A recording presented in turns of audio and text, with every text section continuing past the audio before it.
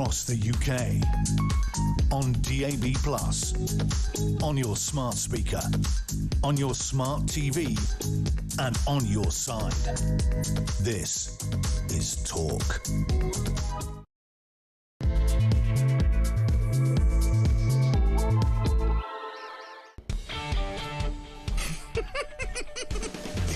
Hey, very good morning. Christian, executive producer, just seen flying out of the studio, trying to correct something technically. A very good morning to you. Welcome to Thursday, the 7th of May. This is Jeremy Kyle on Talk, the home, of course, of Common Sense, and, of course, the place where you come and give us your views on the news. Now, you'll know today is, of course, from 7 a.m. polling day, and discussion and analysis of election issues cannot take place today. We can talk generally, nationally. We can't talk about opinion polls. We can't talk about anything. We do this correctly. There are rules to broadcasting when this is on. From 7 o'clock, you will go, you will cast your vote. That is your business. That is your right. You might not go. You might not vote. And this station throughout the day will talk about what you want to talk about, and we will bring you those results as soon as they are available tonight. But it's fair to say that the day has arrived. The nation will decide, and we will go forward with that. In that mind, I've decided that today, right, this is genuinely what the Jeremy Kyle Breakfast Show is going to be about today.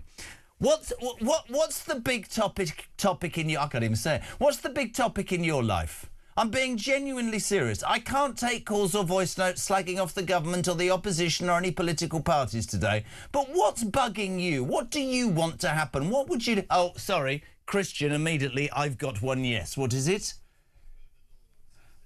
Should Christian mow the lawn on Saturday and Sunday? That's not a problem I have, because my man does it and the lines are very straight. We're going to say a very good morning to the First Lady of Paper Broadcasting, who's just delivered her own bombshell. Poppy Coburn, good morning. Good morning. What did you just say to me off air? This is the last... What? I'm going on holiday for 3 weeks. Let me just explain how this business works, OK? This is the enormity of what we have to deal with on a daily basis. This bombshell was just dropped by Poppy Coburn. Christian in the studio doing what Christian does, and I went rather misty-eyed. We can't cope for 3 weeks without her. What the hell are we going to do? And Christian went, get a replacement. But no person could replace you, Pops. I hope not. I'd be very disappointed if I come back. We won't ask you where you're going. Just avoid any ships. 0344 499 1000 is the number you need for Thursday morning. 0344 499 1000. We'll take your calls. We'll take your voice notes. We'll also take your texts as ever. Team 87222. Do please start your message with the word talk. The text thing's not working though. It's all a bit pink and a bit weird. But that's OK. Don't worry about it. So the big topic in your life, 0344 499 1000. Just to give you an overview of what is in the news, we just touched upon it. 2 Brits, including an ex-police officer, we hear, are self-isolating at home in the UK over fears that they were exposed. It's an appalling story. The rat-linked hantavirus, that ship, the cruise, 3 people have already died. No country wants to take them. 2 Brits are self-isolating. All the usual medical comments. Don't worry about it. Don't fret about it. We're all like, I don't know about you, but ever since COVID, we're like, well, God, what's going to happen? And ironically, I'm just going to share this with you because broadcasting is, in my mind, about honesty. If you look out of the studio here from this extraordinary news building, you can see the Thames. And for some utterly unknown reason this morning, just down there is docked the biggest boat I've ever seen. And one wonders if that is, in fact, the cruise liner. I'm sure it's not. 0344 499 1000. I'll tell you one thing. This is genuinely true. It doesn't matter what day of the month, week or year it is, the migrant stories don't go away overnight. French police, God bless them, have finally slashed a migrant boat to stop them heading to the UK. Personally, I think they've just done it so the cameras are on them. But just to give you an idea of the world we live in, peeps, having done that to stop the boat, they're now facing an investigation by the French human rights charity. That's how mad the whole thing is. The human rights charity, it's on screen, the video right now. There they are, slash the boat, you're not going. Now, apparently they've taken away people's human rights. Wouldn't you want those human rights charities to be thinking, what are the rights of these people putting themselves in complete danger and potentially dying and coming to a country they shouldn't have been here? Also today we learned that as few as 1 in 100 failed asylum seekers from some countries are being sent home. That's a shock, isn't it? Nearly 1.5 million migrants received universal credit. That's a shock, isn't it? But Poppy and I are going to start with a story, Pops, that I know is going to get you going. It's reported that civil servants are abusing flexi time to claim up to 50 days holiday a year. Staff are able to clock up the extra leave by declaring overtime through a system that allows public servants to choose their start and finish times. So like an 8-hour day, they're going to start at 12 and finish at 1. They're just going to do an hour. Staff are also said to be gaming the system by leaving their laptops open at the end of the day whilst working from home whilst they're out to convince their bosses they're actually doing their job. We have to talk civil servants. Come on. If they put half as much work into doing their actual jobs as they do to avoiding work, then the country wouldn't be in such a bad situation. This is an extraordinary... I mean, it's weird. There's some really good colour. Unbelievable, this story. There's some really good colour in the story. My favourite, I think, is the civil servant who, for about 2 years, has been driving into work, right, getting his laptop out, yes, logging into the network whilst of he's the building. Driving? No, when he stopped driving. Right, OK, yeah. And then go, right, I've logged into the network, so it looks like I'm at work, and then driving home. That's it. But that's a paid civil servant by the British economy. The problem is with civil servants is that if you work in the private sector, there's been a big drive to get people back into the office because they realise that the productivity gains aren't there. You know, people are less productive when they work from home. That's just true. It's what the private sector has seen. On average, most people do less work if they work from home. So they've all gone, well, we need to make a profit, so we need you to go back to the office. If you're a civil servant and you work for the state, no one's watching you. I would love to throw this out there. These text messages are not being siphoned by Christian this morning. They are breaking. You better come in and do this because this has gone mad. I would love to hear from you. I don't care if it's on camera. It's fine. Be on camera. Ladies and gentlemen, this is Christian. Have a look. Look at this. This is the executive. Look at the camera. Look at that. Wow. I would love to hear from you if you are working from home this morning. Poppy, as a journalist, genuine question. Do you work from home? No. Never? Never. What do you make of people that work from home? Well, it depends. I mean, like, I think there are some jobs, if you're like a coder, like you don't need to come into the office, you can do that from home. And also, if you have targets that's set by your boss, you can do it well. But for the work that civil servants are doing, like employees of HMRC, many of which have not even turned up to work for over 6 months, haven't set foot in the office for over 6 months, that is unacceptable. I understand flexi work. I don't always actually think it works best for the company. I think it works well for people. I've got some friends who Friday is just a day off now. They just don't do any work on Fridays. Well, when I first came to work here, I'm not going to say who because that would be wrong, but somebody told me that there's a phrase, Tuesdays, Wednesdays and Thursdays. I am familiar with that. But say I it mean, aloud. No, spell it out. But actually, interestingly, seemingly people... And I know I only do 4 days. I would love to do more. They just don't want me. But the truth of the matter is, working from home, let's look at both sides of the argument. Quite a discipline to sit there for 8 hours, not come across anybody, meet anybody at the coffee machine or the water cooler, go out for a sandwich at lunch and have that sort of reaction that you want. But yeah, how good is productivity if you're at home? As she's going, oh my God, it's that boat. How to fight? No, please say no. No, you're right. Okay. No. Okay. Nay. What have you turned into, an old cart horse? What are you doing? Nay. Yeah, working from home. Am I a bit cynical? Am I being unfair? I don't think so. I mean, I noticed that because I commute every day. So on Mondays and Fridays, it's great because it's always empty. There's no one on the tube. I can always get a seat. It's very pleasant. It's very true, that comment. Totally true. I think, like, look, on a Friday afternoon, even when you're in the office, do people do loads of work? Maybe not as much work as they'll do on a Monday morning, but it is not good for the economy if we go from a 5-day week to a 4-day week. But there are and also from a 4-day companies. Week to a 3-day week. There are also companies. My brother-in-law will tell you that the money that they spent on their huge offices in London that they got rid of after COVID because the return from people working home is actually greater. Than paying millions of pounds worth of interest. Morning, Jezza. This is brilliant. Listen, it is the day of the local elections. We can't go into it, so I've thrown it out there. What's the big thing in your life today? 0344 499 1000. And just to prove, I mean, this is really... There are sad people. Julian, Morning Poppy and him. The biggest topic in my life today is having to go off to work while Poppy is on the show. I'm going to miss her. That was a very ladylike guggling of water there. It's nobody's human right to break into the UK illegally, says Peter. Good morning, Poppy. Good morning, Jezra. I hear Poppy's having a cheeky getaway soon. turns into many cheeky getaways. Jezza, this show is pointless and incomplete for the next 3 weeks, is Jack in Gravesend. That's very kind. So what? I'll tell you what, I'll work from home. Sod you all, I won't... I bet you'd go on holiday. You could do radio from home, couldn't you? What? You probably could do radio from home. What about that? Morning, Jezza. My biggest issue facing me currently is what size pond I'm going to build this weekend. What? That's quite nice. It implies a very big garden, doesn't it? Jodie Bennett, building a pond? Yeah. Digging a pond, filling it up. Are you into all that gardening rubbish? I don't have a garden. Well, no, sorry, I have a scrapyard that leads up to my flat. Why? It's horrible. Because the land was just left a load of scrap metal that I get to look at every So you haven't got window boxes or plants? Or... No, absolutely not. I've got OCD, which everybody knows about, so I mop the kitchen floor before I go to bed. I literally, if the lines on my immaculate lawn aren't straight, I'll go and redo them at 2... Well, I won't. I'll get somebody to do it at 2 o'clock in the morning. It absolutely infuriates me. But your neighbours must love you. Sorry? 2 o'clock in the morning. Watch this. Sorry? 2 o'clock in the morning. Who wouldn't like me? Your neighbours? I haven't seen anybody on either side. I have no idea. You knew that was coming. Sorry, neighbours? Neighbours? Sorry. Oh, those people a mile either side of the house. Yes, those people. He's got his own postcode. I don't talk to them. He's got a different postcode. I'm joking, by the way. I'm not. 0344 499. They're laughing through there. 0344 499 1000. Deborah says, my goal for today is simple. One whole show without Jeremy announcing his age, like breaking news. I'm 64 and I'm not old, so you can bloody well calm down. Have a good day. Love you to bits. Deborah, do I mention my age a lot? I think you have mentioned it a few times. My topic suggestion says Mick. Really? I can't...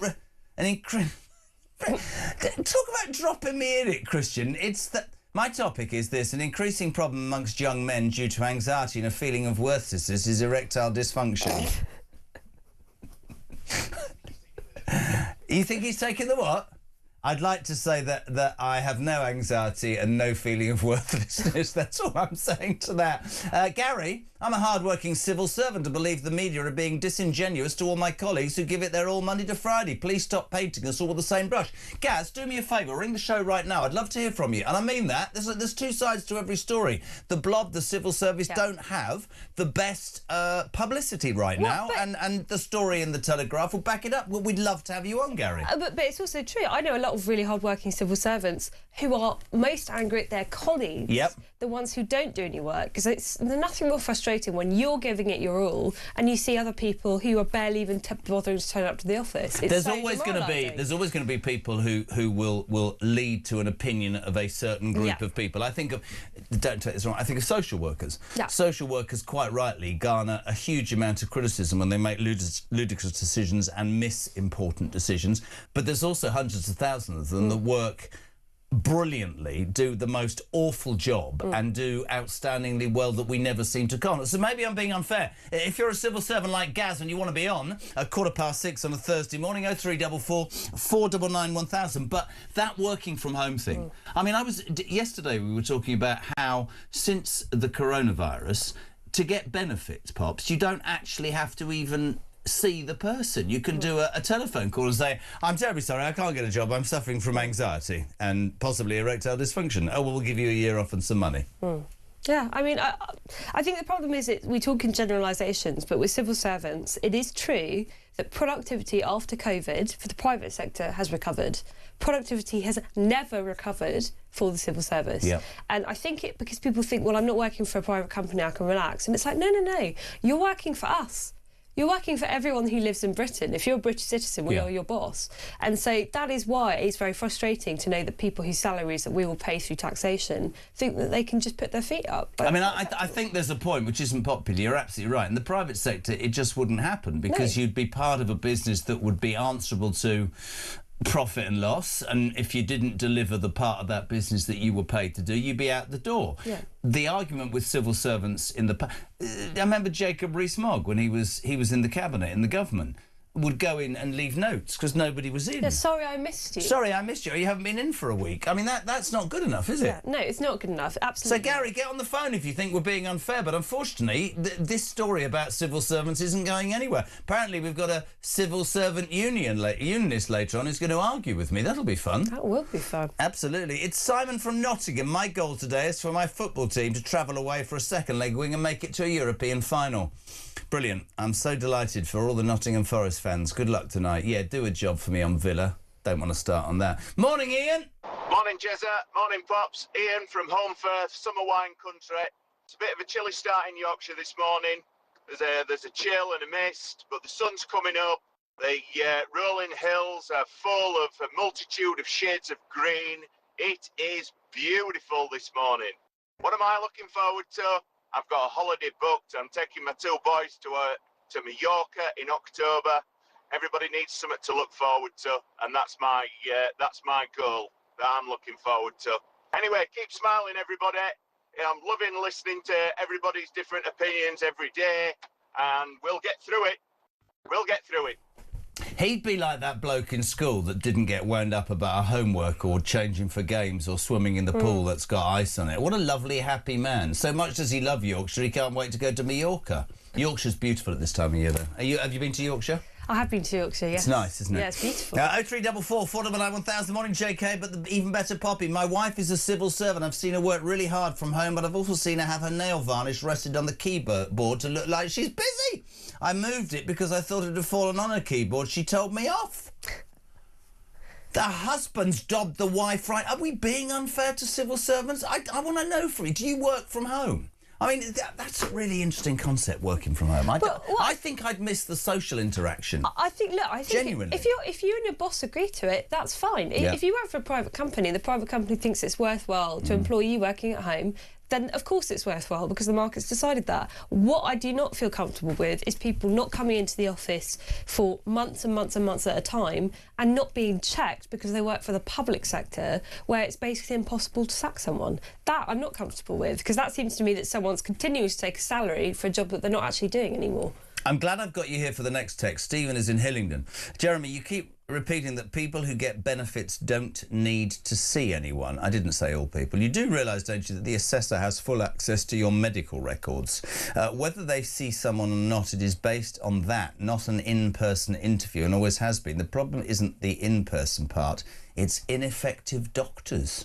Well, this is It's a really very interesting true, point. because a lot of doctors have to deal with people who basically read off a sheet that they've found online. They get 7 minutes. Yeah, 7 minutes, because they know the pressure that they're under, and if people really want to make a fuss, they will just sign them off from work. It's a really, really big problem with GPs complaining about this. There's basically nothing that they can do because they're under so much pressure. The patients in there who are reading off this checklist of symptoms because they want to get signed off, it's a really big problem. I think that's a listen, I don't want to go into my particular story about that because I get into trouble, but I think it's really interesting. Yes, we should acknowledge that the general practitioners get 7 minutes and hordes and hordes and hordes of people to see. But actually, you can sit in front of him and go, and he hasn't got time or she to carry out tests. It's a bit like the police nowadays. It's a box-ticking exercise without the time to actually investigate the truth. Billy is in Caerphilly. That rhymes, doesn't it? Billy in Caerphilly. As I've said before, I'm a civil service worker, and what you're saying, Jez, this morning is absolutely true. Flexi can be easily manipulated to gain a lot more holidays, and today will be a busy day, and tomorrow the offices will be dead. I've worked longer in the private sector and find it extremely hard to understand how people have such a poor work ethic who work from home. That's what he's saying. We're not saying, oh, just giving you an opinion. Billy from Caerphilly. Yeah, I mean, it's true. I have heard from civil servants who work there who actually do loads and loads of work. I mean, I actually know someone who was told off for sending a work email after 5 p.m. by his own boss. He was told off for working too hard. So he was told off for sending an email after 5 p.m. Yeah. So we have that in all offices, don't we, here? You can't... I've been told you can't speak to somebody after 5 o'clock. Well, you can send an email. How are you going to book a breakfast show then if you can't speak after 5 o'clock? What's that all about? I think you're allowed to send an email. Oh, that would... I wouldn't call someone at 10 p.m. on a Saturday night. Oh, I would. But I have had phone calls from my work. lot are going, well, he would, yeah. I was going to say, I do actually get phone calls. Of course you do. Of course, what I do, though, is I go, silence, and then I put my phone back down. But the point is, you can send emails that are work-related outside of working hours. You're not obligated to respond to them. But the idea that people who are working... like in a relatively normal time frame, should be punished for doing that. Extraordinary. Tells me that there's a culture going on in the civil service that is damaging. So what a start. 22 minutes past 6 o'clock Thursday morning is, of course, polling day. Local elections, those polls will open from 7 o'clock. We cannot discuss or analyse policy or polls or parties or whatever today. It is your right to go and vote or not vote from 7 o'clock. Talk, of course, will give you all of those results as they come in from later this evening into tomorrow. But we're just saying, listen, there's stuff in the papers we'll talk about, but why don't you make it your show today? What's the big topic in your life? Christian can't decide whether to mow the lawn at the weekend. Poppy can't decide what to take on her 3-week holiday. And Mark just doesn't care, to be perfectly honest, which is very unimpressive. 0344 419 1000. This is Talk Breakfast, back in straight.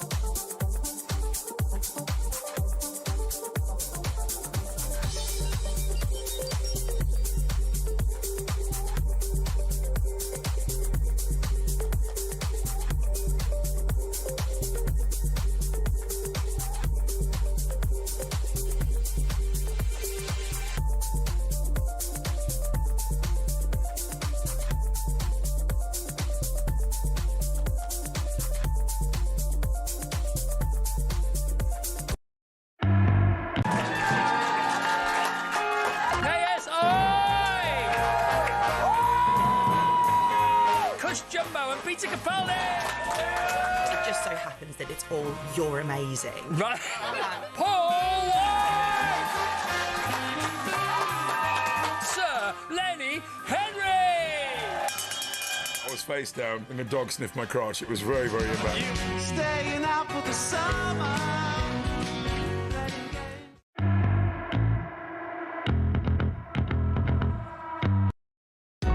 Across the UK, on DAB+, on your smart speaker, on your smart TV, and on your side. This is Talk. Hey, very good morning to you. 6:25. It's Thursday, the 7th of May. We're live across the United Kingdom on the station of Common Sense, the station that wants your views on the day's news. Dodgy day today. Local elections, of course. Polls open from 7. We cannot get involved in anything political today. It is not right. So we've grabbed stuff from the papers. We're talking about working from home. Great report in the Mail today that civil servants are abusing flexi time to claim up to 50 days holiday a year. Staff are able to clock up the extra leave by declaring overtime, basically leaving their computers on when they go and get their nails done or play a round of golf or have a shower. Extraordinary. Some civil servants are going to be disgusting. We work very hard. Whole debate about working from home. Poppy Coburn, the legendary Poppy Coburn, here for the final time before she goes off for 3 weeks. Lazy. Oh! No, joking. Morning, JK, but even bigger morning to Poppy. Alex in Belfast. If the civil service roles can be work from home, then offshore the jobs. Ooh. Twice the work for half the cost. No pensions, no unions, no benefits, no infrastructure costs. Civil servants are a drain on our taxes. Wow. Morning, Poppy. Just no acknowledgement that I even exist from Richie Blackmore. Nice to see you. Now I know I'm going to have a good day. Civil servants, what a bunch of wasters. They should be forced to go into the office every day, Monday to Friday, or you get sacked. They should be not working from home. For civil servants or anybody else. ICE, an agriculture contractor. What? I'm an agriculture and I couldn't work from home. I started 5 o'clock in the morning, sometimes, especially this time of year, I would not finish until 10 o'clock at night. I'd like to see the civil servants do those sorts of hours 7 days a week. Richie from Mid-Sussex. Good morning to Sharon Miller. Great response this morning. Morning, gang. Why are civil servants allowed to abuse flexi time? These government really do need to take the... yes, right. Successive governments. I have to just say, this cannot be labelled at any government. The civil service has grown to an extent, has it not? Be it in Whitehall or across the United Kingdom. You touched upon HMRC.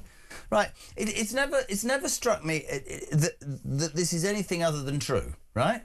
If you want to ring HMRC for them to acknowledge that you've made a payment and everything's good, can you get an answer? Can you? No. If you haven't paid and you're about a minute late, do you get a call or a letter? Yes, you do. Priorities, right?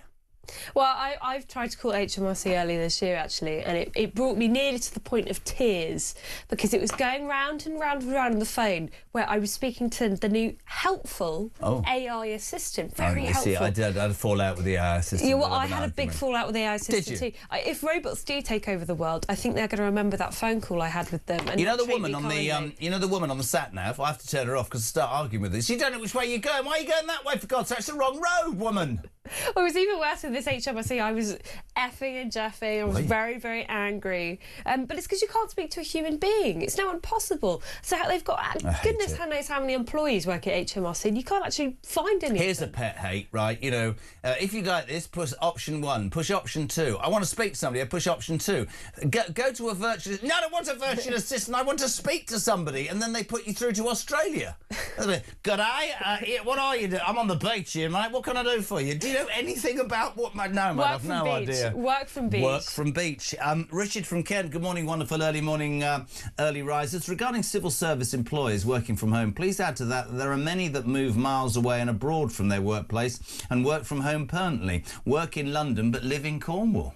Well, even crazier than this, in the story, there's a case of some civil servant who was living in Africa. Has moved from the UK to Africa to live with their family while still claiming a salary as a civil servant. Obviously hasn't turned up to the office in quite some time. Good morning, JK. No mention of you here. You're irrelevant. That was really... How immature was that? Sean from Bradwell. Do you know where Bradwell is? Bradwell? No, I don't. I don't know an awful lot, really. I don't know enough. I think I'm going to tell you in a minute something she's no idea about, which astonishes me. I'll be shocked if anyone knows the answer. Where's Bradwell, peeps? And don't you tell us, Sean. Does anybody know where Bradwell is? A good friend of mine, he says, has worked for the local NHS trust. Ex-serviceman, Royal Engineer, 25 years. Got told by his boss, oh my God, to lower his working standards. You're putting in too many hours. What a complete... Sorry. You're working for the NHS now. Can you please work a little less impressively? You're working too many hours and you're being your productivity is too high. Can you please become incompetent? That's brilliant. Morning, Fran. Morning, Jeremy. Morning, Poppy. It's Fran here from Northern Ireland. I work for a private company and we're allowed to do 3 days in the office, 2 days at home, but that's all very dependent on your week. I mean, a lot of weeks I do 5 days in the office because there's so much going on.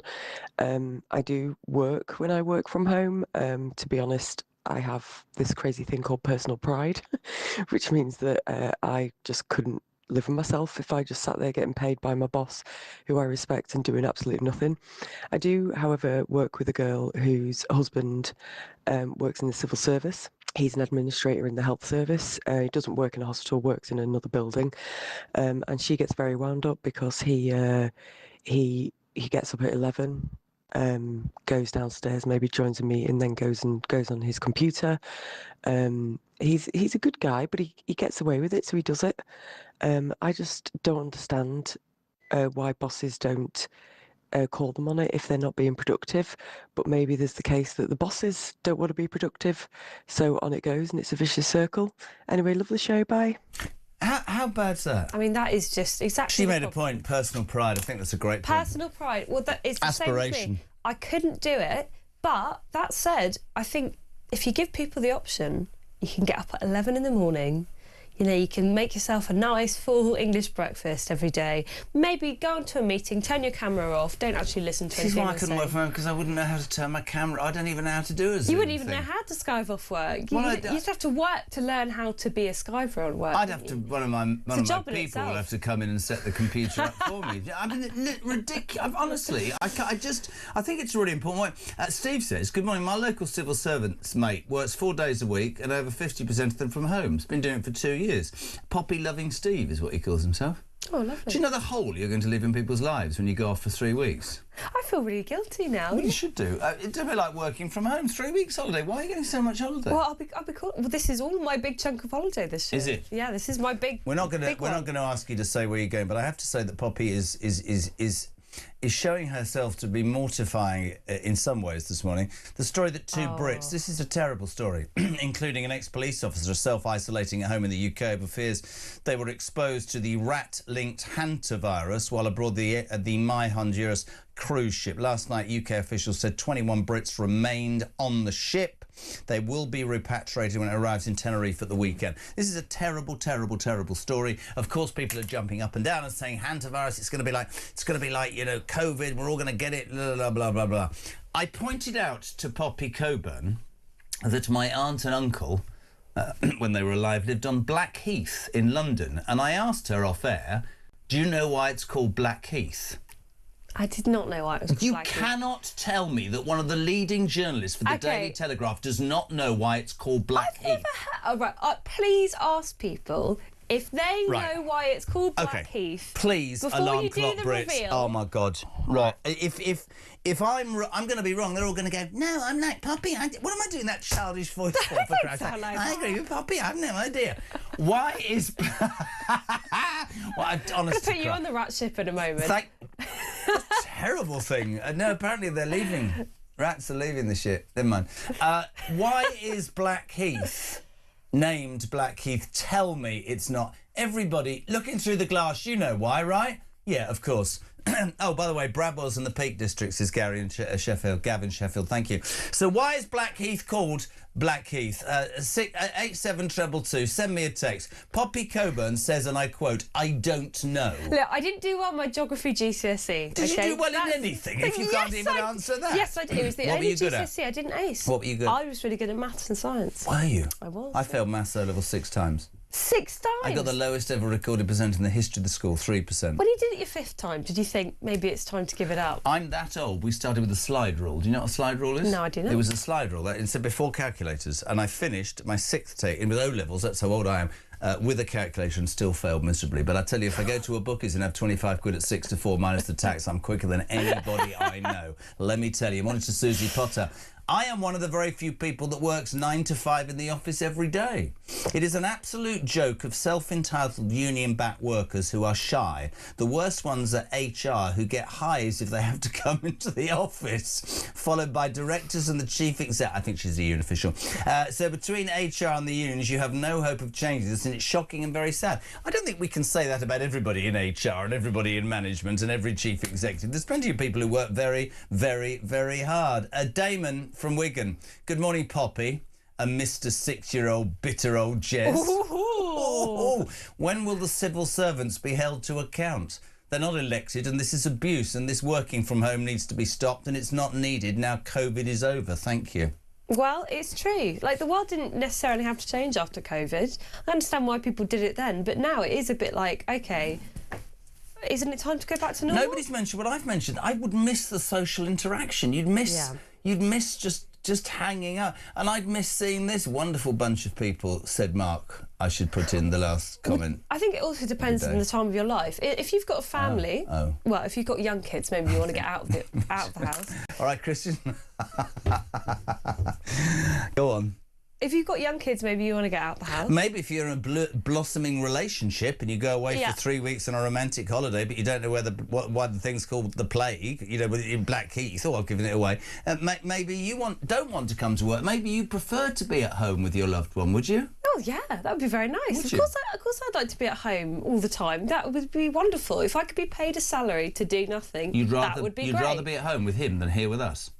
Well, he's not actually at home at the moment. Of course he isn't. He's away. Is he? Where is he? He's away. He's back with his parents. Oh, you had an argument? No. Where did that come from? Look at this gossip. Gossip in the morning.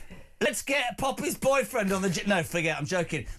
You've dropped yourself in it here. Poppy, says Simon. Really? That's where they buried people who died from the Black Death. Bill, Blackheath, Black Plague. Poppy, what's going on? You're saying this like it's really commonly known. I've never been taught this before. Black Death burial ground, I'm guessing. We have one in West Malling in Kent. Can't ever be built on, even though they've tried. Oh, dear. That's not great. All those NIMBYs. I'm sorry, we can't have houses here. It's full of dead bodies under the ground. The foundation. You think you can build anywhere under that ground? What a happy show it is this morning. Skiving working from people from home and the Black Plague. So you genuinely didn't know that? No, I didn't know. No. I really didn't know. That's Blackheath for you. Blackheath. There you go. Now I know. Right. So let's talk about the ship, because you're quite worried about this, and some of the headlines are astonishing, aren't they? Yeah, they really, really are. Cruise Brits rat bug hell. Rat bug. I think that would be a bit confusing. You think there are cockroaches on there as well. Well, I don't know if this is true. I think I read this. That they reckon it emanated from a couple of bird watchers. This is genuinely true. Trying to find a species alive or dead in a rubbish tip and contracting it. And this is genuinely true. Maybe they were looking for I've no idea, but this is the story. I think Christian would back me up on this. And somehow it's come from rats. But this has gone onto this ship, and wow. Yeah, I mean, we're talking about the Black Death and bubonic plague, which obviously spread by rats. I mean, I think we kind of forget that these sorts of diseases exist still. Yeah. I mean, you'd think common sense would tell you don't go rummaging around a rubbish tip in a country that you're not particularly familiar with. Or if you've been married 3 times, stay away from birds. Even better, even better. And if you have gone through a rubbish tip, maybe don't go back onto a cruise ship where you can't move away from people all the time. Or wash yourself. Or wash yourself. Be a good idea if you're going to scrub around. Have a shower. Have a shower. Get some antiseptic wipes. Yeah, just quickly. Yes, you know those ones you use on the floor? Yeah. Use them on your hands. Although be a good they do actually say they're not normal rats, they're pygmy rats. Have you seen a picture of these things? A pygmy rat? So they're about this big. It's like a rat that works from home. They actually look quite cute. Although obviously what they've done. Cute. No, this one looks cute. It's very, very, very small. It's more like a mouse than a rat. And those are apparently the rats that they've given the disease. OK, so this morning we've learned that Poppy Coburn, deputy content editor of The Telegraph, doesn't know why Blackheath is called Blackheath and has described bubonic death-giving rats as quite cute. Does that look like a bubonic death-giving rat? Look at it, it's cute. It's tiny. It's not. It's a vile, verminous rat. You don't like rats? Who likes... What is wrong with you, woman? You like rats? Well, I wouldn't like it if it ran in front of my feet in London, no, because it would be quite frightening. But rats as pets are quite nice. This is all gone wrong. This show's gone wrong. There are 5 Bradwells in England. You know the bloke who said, I'm from Bradwell? I'm really sorry. And I said, where's Bradwell? And somebody said it was in the Peak District, and then Paul from Norfolk's gone, I've lived in Bradwell for 12 years. It's in Great Yarmouth, which isn't in the Peak District. So Paul lives in Bradwell, some other bloke lives in Bradwell, but then they're not the same Bradwell, and now Terry fell. That's a ridiculous... Sorry, it's the only way I'm getting through today. Do you think he lives in the Fell District? Terry says there are 5 Bradwells. Imagine sending a letter to somebody, Mark, from the Jeremy Kyle show, Bradwell. It'll arrive in 5 villages. This has gone nuts, this programme this morning. Good morning, Adrian. Morning, Jeremy. Morning, Poppy. It's Adrian from East Sussex. Yeah, this shirking off work is not new. Decades ago, when I worked for Midland Bank, one of the branches there, all the staff holidays were worked out on a year planner on the wall. And one particular cashier, she used to go on holiday, and then 2 or 3 weeks after she was back, everyone had forgotten that she'd been away. She used to take a rubber out, erase her little marks on the chart, and pencil in a new one. She used to get about 8 weeks holiday a year, where everyone else was working on 4. But for 20 years almost now, I've worked for myself, and unless I actually deliver work, I don't get paid. That's what's wrong with this country. Awful lot of things like the BBC and civil service, no one actually follows what the staff are actually doing anymore. Good luck all.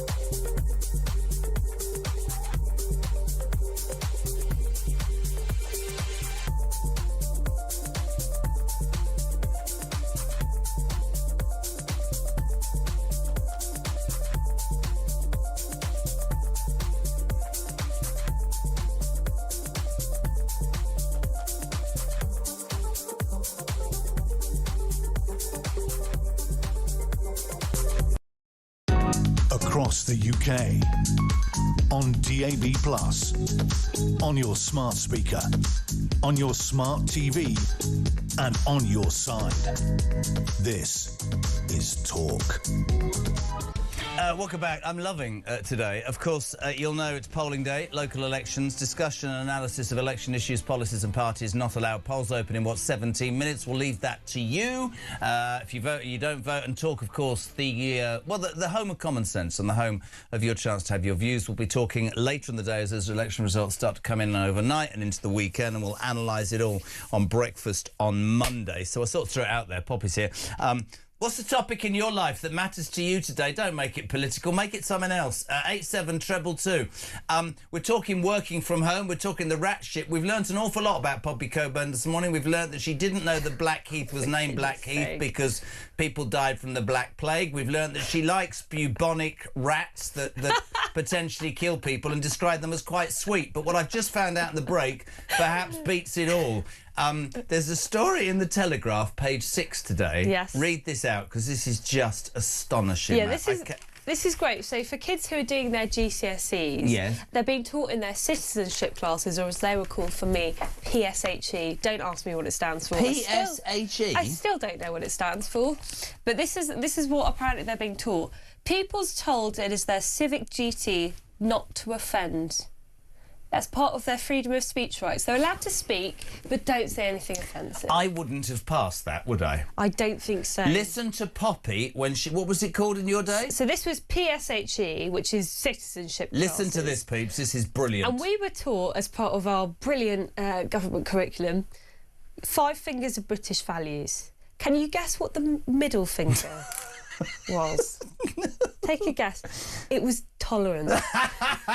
I'm not kidding. You can shove your tolerance where the sun don't shine. It was tolerance. The tallest finger is tolerance, as we were told. Even back then, when I was 12 years old, I remember going, oh, come on, you've got to be kidding me. So the middle finger is tolerance. I mean, talk about so British values. So you're that young. You went for lessons that taught you how to treat other... Yeah, and again, didn't work out very well for me either. So kids are taught that they shouldn't offend? Yeah.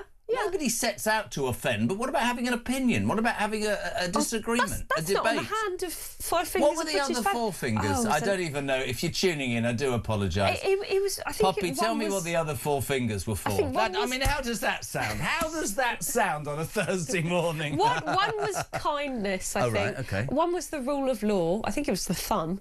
Okay. I can't remember. I mean, it was a load of rubbish, but we were taught this in schools. Wow. It was a mandatory class. You had to do. Decided on by the government of the day. This is what we want young people to learn. The middle finger stands for tolerance. So next time someone, when you're in a traffic jam, puts the middle finger up, say thank you, because they're showing their British values. Oh, great. So, right, so the next person's only using me the middle finger, and I'm about to go, listen, you just go, thank you so much Thank you so much. Poppy says that's you being tolerant. I'm going to do that now. Lisa, good morning. Morning, Jeremy and Poppy. I'm 72 years old. I get up 5 o'clock every morning to go to work 5 days a week. I'm now dictating for an hour before I go into the office just to get all my work done. Working from home just doesn't work. See, grafter. Yeah, absolutely. Grafter, love it. Yeah. Absolutely love it. Lisa, great. 87222. So, because we can't talk about the election, what's the big topic in your life? 87222. Sharon says, remember with COVID-19, sanitisers will be everywhere. I think this should be compulsory now. What? COVID-19, or after COVID-19, sanitisers will be everywhere. This is because of this rat ship, which isn't the ship, apparently, that's just down there in the Thames that's arrived overnight. Ominously. This massive ship's arrived. We're all like, what's going on there? Obviously, all of you have dreadful senses of humour. John is in Poole. Do you know why Poole was called Poole? No.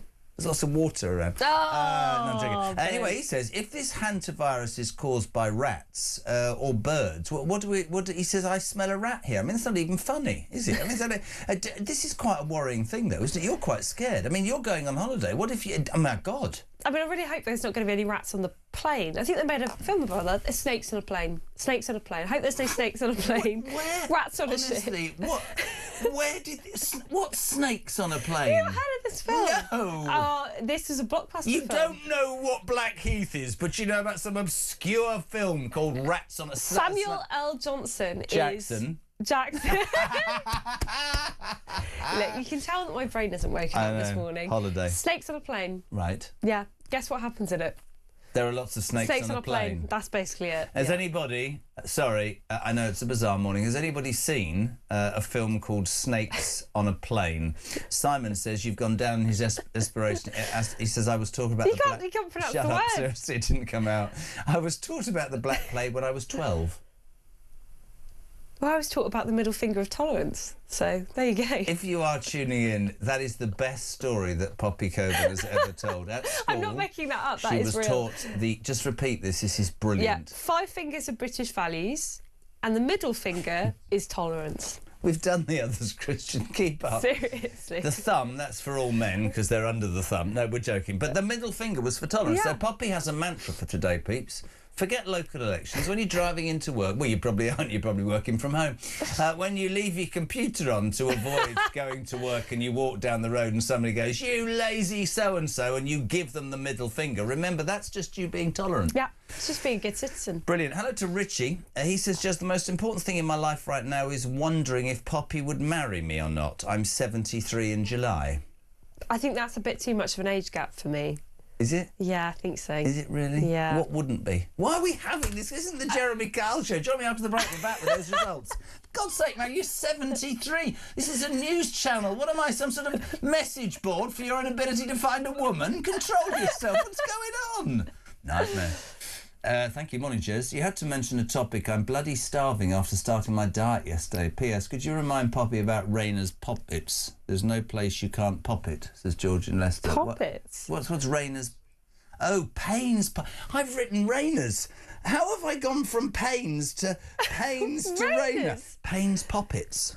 There's no place you can't pop it. Payne's Poppets? I've no idea. I've never even... This is show... Is that sweeties? This show has gone below the lowest point one can reach in broadcasting this morning. Good morning, JK and Poppy. I've never seen a response like it. If Pops doesn't know what Blackheath is, then Gravesend will blow her mind.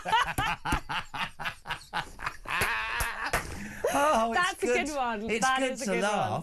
Can you imagine, says George from Bushing, Graham even. Can't even get his name right today. If Jez worked from home, would it be called working from the old age people's home? Oh, that's funny as well, is it? They're on fire this morning. Frank Devlin, morning both. I have a neighbour here in Bradford who works for the civil service from their home. PF? Just gone to... It's a myth about the Blackheath and the Black Death. Sorry, Jezza, you're wrong. It's not a myth. Now, please let that be kept. Please let that be the case. Why can't we talk today? It's probably the alcohol we had last night. Separately, I'll give you that. What an entertaining and educational first hour of this show, says Steve in Cambridge. Rats, Black Death, and the middle finger of tolerance. It's absolutely brilliant. That's what this show's been about so far. Yeah, Black Death, rats, and the middle finger. Poppy's middle finger of I can't even say it. Morning, Frank. Oh no, we've done that one. Good morning. I've got a friend who has a job in the job centre as a civil servant. This is from Michael. He had to complete a starting work module on the computer. He was shocked to read, if any action for a client will stress you, just don't bother doing it. And if you're stressed, you can leave work immediately. Does he work for HMRC? So I'm gone. What? Does he work for HMRC? Job centre. Job centre. Job centre. If dealing with anybody, Bradwell's in Norfolk, says Sean from Bradwell in Great Yarmouth. Honestly, there's 5 Bradwells. Today is bizarre, is it not? I'm learning a lot about the country. What do you... Right, so listen, let me just... On a serious note, peeps, OK, because in the first day you've had rats, Black Death and the middle finger of tolerance. I can't even say it. What is the main topic of interest in your life? We cannot, as a station, because, of course, those polls open, it is local elections, we can't do politics today for obvious reasons, because we have to be straight down the line. So we can talk about working from home. There's a great story in the paper today. Civil servants are abusing flexi time. We can talk about the rat-linked hantavirus ship, which isn't the ship that's just docked outside News UK in the Thames, because if it is, we're all running off. We can talk about migrants, and we can talk about that great story that kids are being taught to be tolerant. With their middle fingers. It's just not going on. What a brilliant show, says Mary this morning. Can't you do this every day? No, because I'd be in a home. I'd be electroded up right now. Morning, Andy. Morning, Jez. Morning, Poppy. It's Andy from Hull. Feeling chipper today. Had a good night's sleep. Just thinking about the civil service swinging the lead a little bit, grabbing some extra hours in. I think we've all had a go at that, haven't we? We've all taken perks where we maybe shouldn't. I remember years and years ago, I used to be a security guard, and they put me on an old derelict school on a night shift, and that just happened to be about 5 minutes walk away from where my girlfriend at the time lived. So let's just say I used to get paid for being on the job. So double bubble and all that was good. So yeah, perks in the job and everything. But if you're in the civil service on the taxpayer, you shouldn't be doing stuff like that or milking your holidays. Have a good day. Do you know what this first hour has taught me? That they might try, but they will never stop the British public laughing. They did get quite close with the poll tax, to be honest, but I do think this is brilliant. I mean, he was getting double bubble for being on the job. That's brilliant. Terrible. That is fantastic. Well, look, if it's from the private sector, that's one thing. It's only when it's coming out of my paycheck I don't JK and Pops, what you were taught at school about being tolerant, if everybody's tolerant, then people don't need to watch their free speech. You can't offend somebody if they're tolerant. That's a very, very good point. It's a bit serious for the show. I think he's put more thought into that than the entire government did when they created the curriculum. Sorry, somebody said earlier, I'm from Bradwell. I just happened to go, where's Bradwell? There's another Bradwell in Berkshire. So there's one in the Peak District, one in Berkshire and one in Great Yarmouth. Oh, one in Norfolk? I mean, what a stupid place to live Bradwell is, because you wouldn't know where to go home to, would you? It's ludicrous. I've never heard anything so interesting in my life. Ian from Merseyside, I think it would now be the middle finger of appeasement. I think that might be true. Yeah. If you are tuning in, this is the most bizarre show ever. Chris is in Greenham. Do you know what Greenham was famous for? Trees. Greenham Common, all those people that argued about nuclear weapons, trees. My first job was in the civil service. There was a lady in my department who knew that she could take up to 2 days a month on sick before the alarm bells would ring. I'm not lying to say when I tell you that she used to book her sick leave in advance so it wouldn't interrupt with the holiday. If you have tuned in to Talk Breakfast this morning, the amazing Poppy Coburn has taught us, which I'm going to repeat because as Stephen Cambridge said, I've learned about rats, Black Death, but most of all, Poppy Coburn's story about her middle finger. Pray do it one more time. Yes, when I was at school doing my version of citizenship classes, we were taught about the 5 fingers of British values. Right. And the middle finger was tolerance. I mean, I'm just going to leave it there. If anybody gives you the middle finger, they're basically being tolerant. Pops, you're amazing. We love having you on. Have a wonderful holiday. Thank you. I hope you don't meet any cute-looking rats. That was another bizarre comment. If you do run out of places to go, you go to Bradwell, but you wouldn't actually know where you're going. Oh, Blackheath. Hopefully I'll have better luck. If you're just tuning in, she didn't know that Blackheath was named Blackheath because of the Black Plague. I still don't believe you. We're going to miss you. She's away for 3 weeks. It'll never be the same. Don't cry, men. It'll be fine. Or women, whatever. You see, you can't even say that nowadays. Poppy Coburn, thank you very much indeed. It's almost 7 o'clock. We're live across the United Kingdom. Talk Breakfast is on. This is JK. What's important in your life right now? 87222. Start your message with the word talk. This, of course, the home of common sense. Just to repeat so you know, those election polls, booths will open in 3 minutes. We have to be very careful. We can't talk politics or polls or whatever. We're making it your show today. What's affecting you? What interests you? What's going on in your life? 87222. News at 7. And James Price next on Talk Breakfast.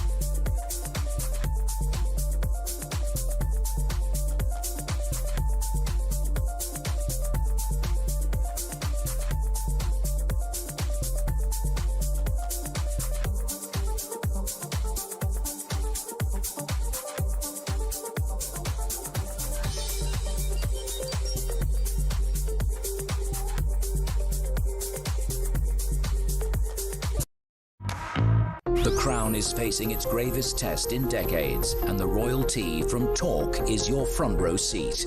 With royal reputations under pressure and probing questions about public trust, we unpack every twist and revelation with the biggest names in the business. From the throne room at Buckingham Palace to a mansion in Montecito, we follow every royal ripple. Never miss a moment of The Crown in Crisis. Subscribe to The Royal Tea from Talk on the app or wherever you get your podcasts.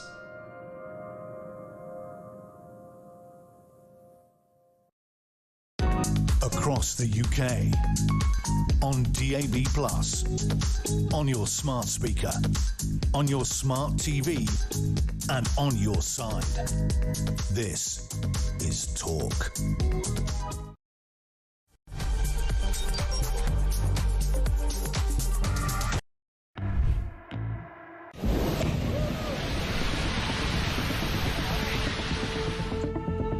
At 11:16 this morning, two men, aged 76 and 34, were attacked on Highfield Avenue in Barnet. They suffered stab wounds in the attack and are now being looked after in hospital. We need to make sure that when people carry out these activities, they feel the full force of the law. People think they can get away with this. The person who firebombed a few weeks ago is out on bail. That's not full force of the law. This crisis, it's a crisis for all of us. It's not enough to simply say we stand with Jewish communities. Of course we do, but we must show it and act it. And the responsibility lies with each and every one of us, because it is our fight too. Let's stop importing people from countries where anti-Semitism is the norm. And if our London Mayor, Sadiq Khan, in his infinite wisdom and belief in diversity, thinks that's the sort of diverse view that it's okay to have on the streets of London and the police don't get involved, don't be shocked, and don't you bloody dare claim to be shocked or upset or care about Jewish people being stabbed on the streets of our capital city in broad daylight. This is on you. You keep getting proven right every single time. Jews are not safe in this country. Well, absolutely. No one can be surprised or feeling shocked that this happened. No Jew certainly is. I mean, we had Zach Polanski last week saying this was just a perceived threat. Well, we can see this isn't any perception. This is real. This is happening on the streets. This isn't just an anti-Semitic terror attack. This is an attack on Britain, on the Western liberal democracy and values. The first politician that uses the word shocking, I might just go and throttle him, because this is anything but shocking. It's the most expected thing is almost overdue, if you ask me. Because, I mean, I just left Israel last week. I thought it would be the last time we were woken up by explosions, but clearly not. The Jewish community is our community, and their safety is our safety.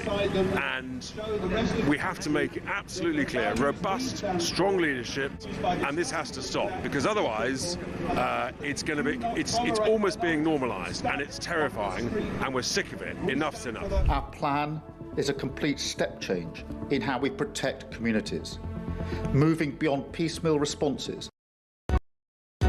Across the UK, on DAB+, on your smart speaker, on your smart TV, and on your side.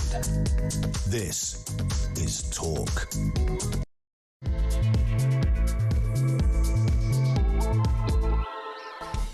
Oh, welcome back or welcome along. Just gone 7 o'clock. We're live across the United Kingdom. Welcome to Talk Breakfast on the home of common sense and the station where your views on the day's news. Now, you will know, as you heard in the bulletins, that the polls have opened to the local elections across the country, and so today's show cannot in any way be anything political. It can't be about policy, about polls, about opinions. We're going to make it completely different. At the first hour, Poppy Coburn was saying, I've made her stay. Because just only because it was utterly bizarre. It started with somebody saying, I'm from Bradwell. Where's Bradwell, I said.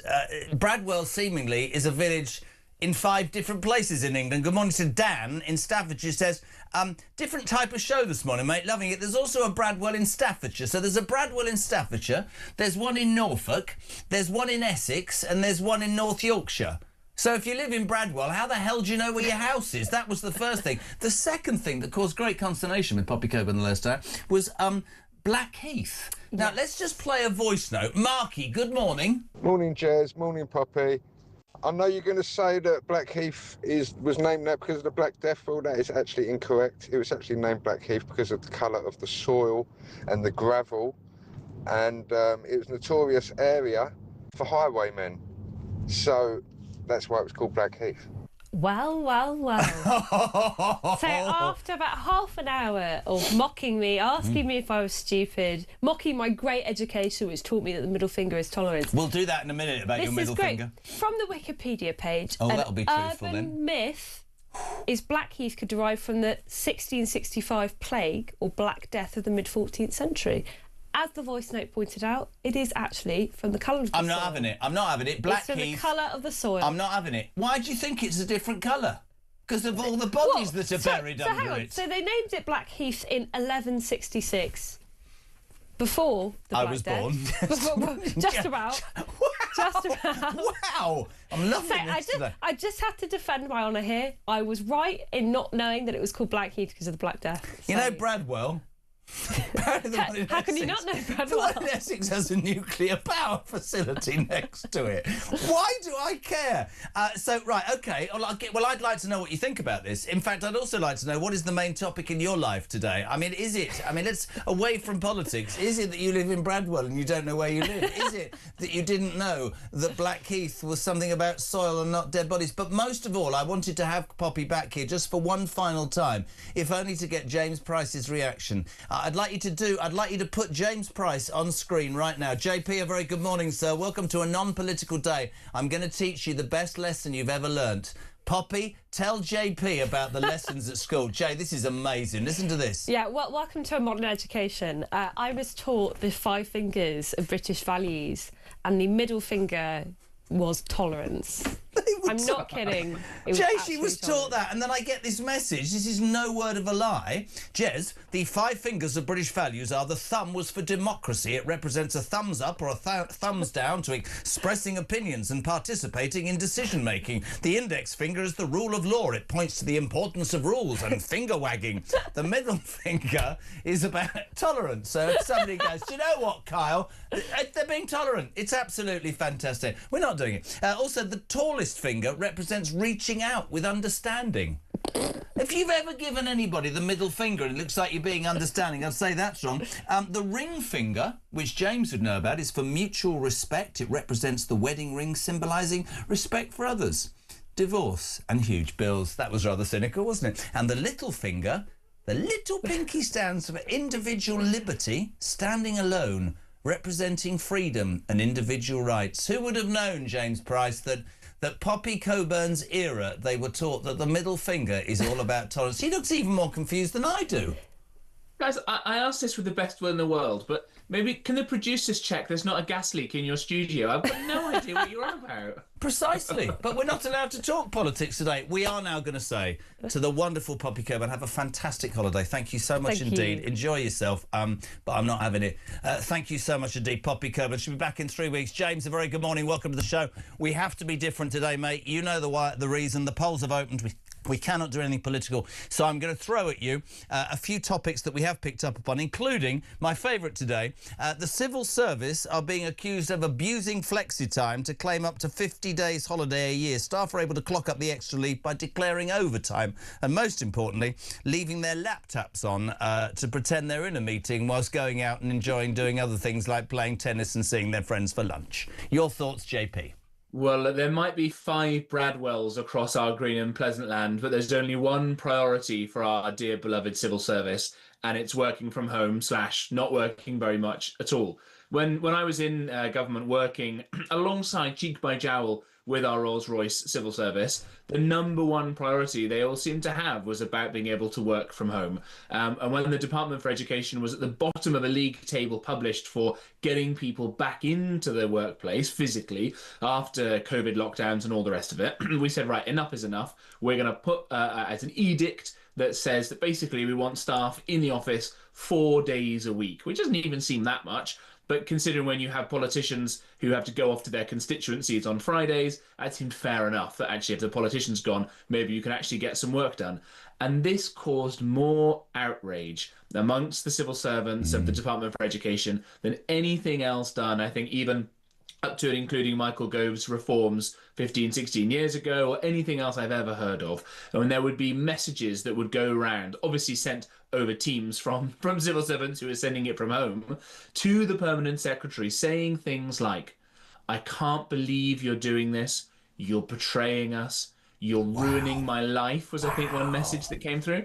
Because it was a pretty cushy life for a lot of these people, right? You maybe rock up into the office once a week to go for a prep coffee with your friends. Other coffees are available. But by and large, you could work from home. And in the first, months or whatever, it was kind of understandable. No one had a clue what was going on with COVID. You'd have dodgy internet connections and all the rest of it. They wouldn't be like I am now with a proper Ethernet cable and a proper camera and stuff like that. But, you'd get 6 months, a year, 2 years in, and you'd still have civil servants dialing into calls, the last minute, very important meetings with some information for the politicians, and their signal would keep cutting out because they still couldn't get any of that sorted, let alone come into the office. And so this is a key priority for these people. It's a nice, cushy life.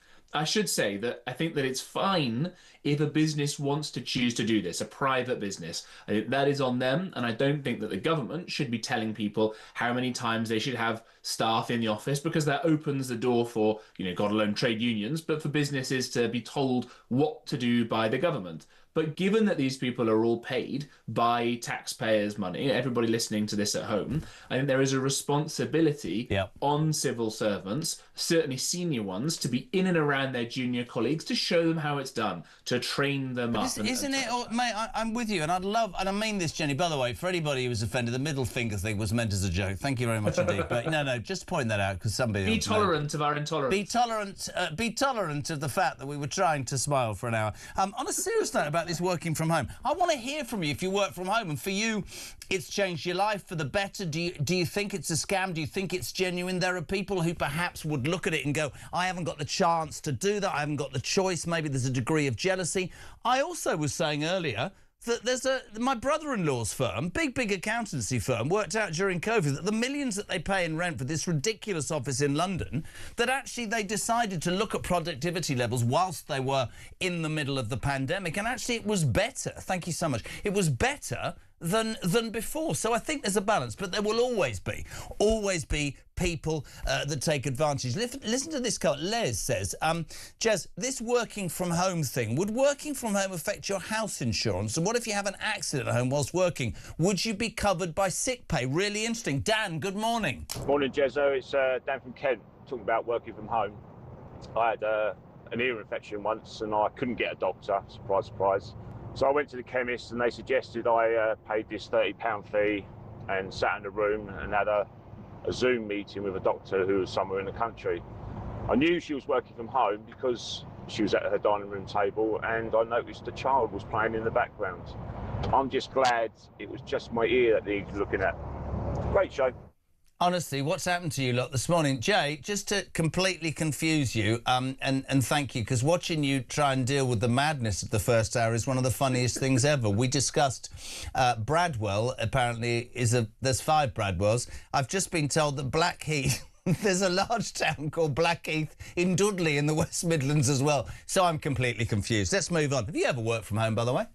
Well, I'm talking to you right now from home. Precisely, that's why I asked you. Right. Well, but again, it's responsible as well. The thing that people were talking about is you've got to be pretty switched on to be that dedicated, to go in for that number of hours and close the door. So, because it's easy if your partner's there, your wife, your husband, whatever, the kids, it's easy to get distracted. The guy, I know somebody who works from home, and he says, I literally have to be very, very, balanced, but dead set on going into my office at 9, and I take a lunch break and I go for a walk because I need to clear my head. But for me, the thing about working from home, mate, apart from productivity, is the social interaction thing's not great, is it? All of that after COVID? Right, absolutely right. And I do think we've seen an awful lot of problems with our society in general after lockdown. So I think we can see we've really tested to the absolute extremes what would happen were everybody to be atomized forever and ever. And I think it's really bad. I think we'll probably see in the long term, provided, God willing, we don't have another pandemic for a long time, that actually all the negative effects of the lockdown probably will outweigh the benefits of keeping lots of people alive. When you look at it in the long run, you look at children's development in schools, look at young babies' development, look at old people being lonely, look at all the other health problems, all the other cancer treatments that went by the wayside, and so on. So I think we've learned an awful lot from all of this. And again, I think that this is something that, unless you are the government and you're civil servants and people are therefore forced to do this stuff to try and train the younger people up, I think this should be a decision for individuals and for families and for businesses. I mean, for my part, I end up working a lot at weekends and take different breaks in the week. I'm in the office sometimes, I'm not, and that kind of flexibility works for now. Certainly as we've fled London and live as little hermits out in the middle of nowhere. It's like the good life, his life now. It's like Felicity Kendall and Richard Briers. Have you tended to your marrows this morning in the countryside? Well, that far be it from me to talk about my marrows at too much length. Oh, God, what's going on today? I don't know which one of the 5 fingers marrow tending. Don't start. If you're just tuning in, this is because Poppy Coburn, ladies and gentlemen, announced in the last hour of a slightly strange first hour, because we can't do any political stuff today, that she was taught at school about the 5 fingers, disciplines, and the middle finger was tolerance, which has led Chris in the southwest to just message me and say, thanks to Poppy, I'm going around today showing everyone my middle finger, and when they complain, I'm just saying it's tolerance, accept it. I think that's a brilliant story. John, well, careful, because my dad is a Chris from the southwest, so I said, Dad, go home, take your meds, stop showing the middle finger to everybody. Thank you. Do you know what? Why is the West Midlands called the Black Country? I can't do this anymore today. I need to get back to seriousness. It's gone absolutely mad. Joe, the other thing that you touched upon there, we've talked actually about COVID and the impact on working from home.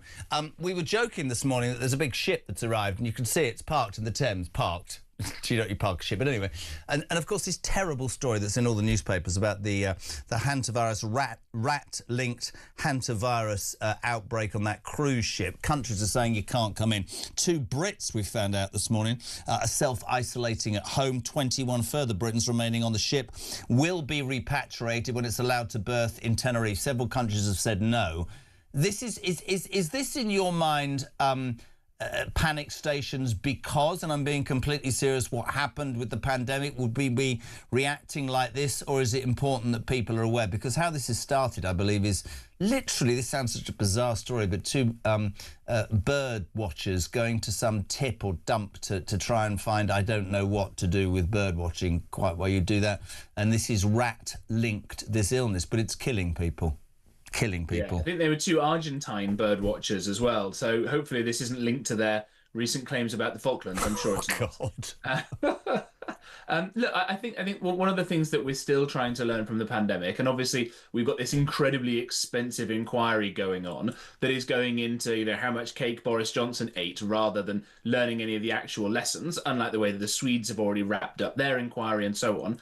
I think that we need to have some more money invested in the really early testing for these sorts of things. And Dominic Cummings does great stories about how they managed to start testing all the sewage to work out rates of where coronavirus had got in, and then all of the great technology we used for that had been scrapped by the blob that didn't want to be held accountable for any of these things. You've got to know, is this the sniffles, or is it Ebola, when it's one end of the spectrum? Now, if something is like Ebola, where there is a 70% mortality rate, then if there's any slight risk of it, you've got to shut everything down, shut all the borders down immediately.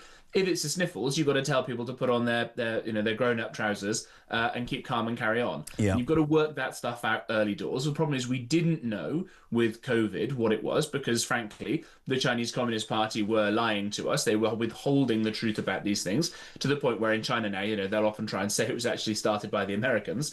So we couldn't trust them on there. And there was an argument inside government of, well, should we be really robust and quick now or not? And you might recall that Donald Trump, of all people, not necessarily known as a cautious man, was trying to advocate for closing all of America's borders, and certainly all of the flights at the time from China, because that was where the virus was emanating from. And the Democrats, so I assume, even though it's local election day, we can have a pop at the American Democratic Party, they said it's racist to stop the flights coming in from China. So no, that's where this virus has come from.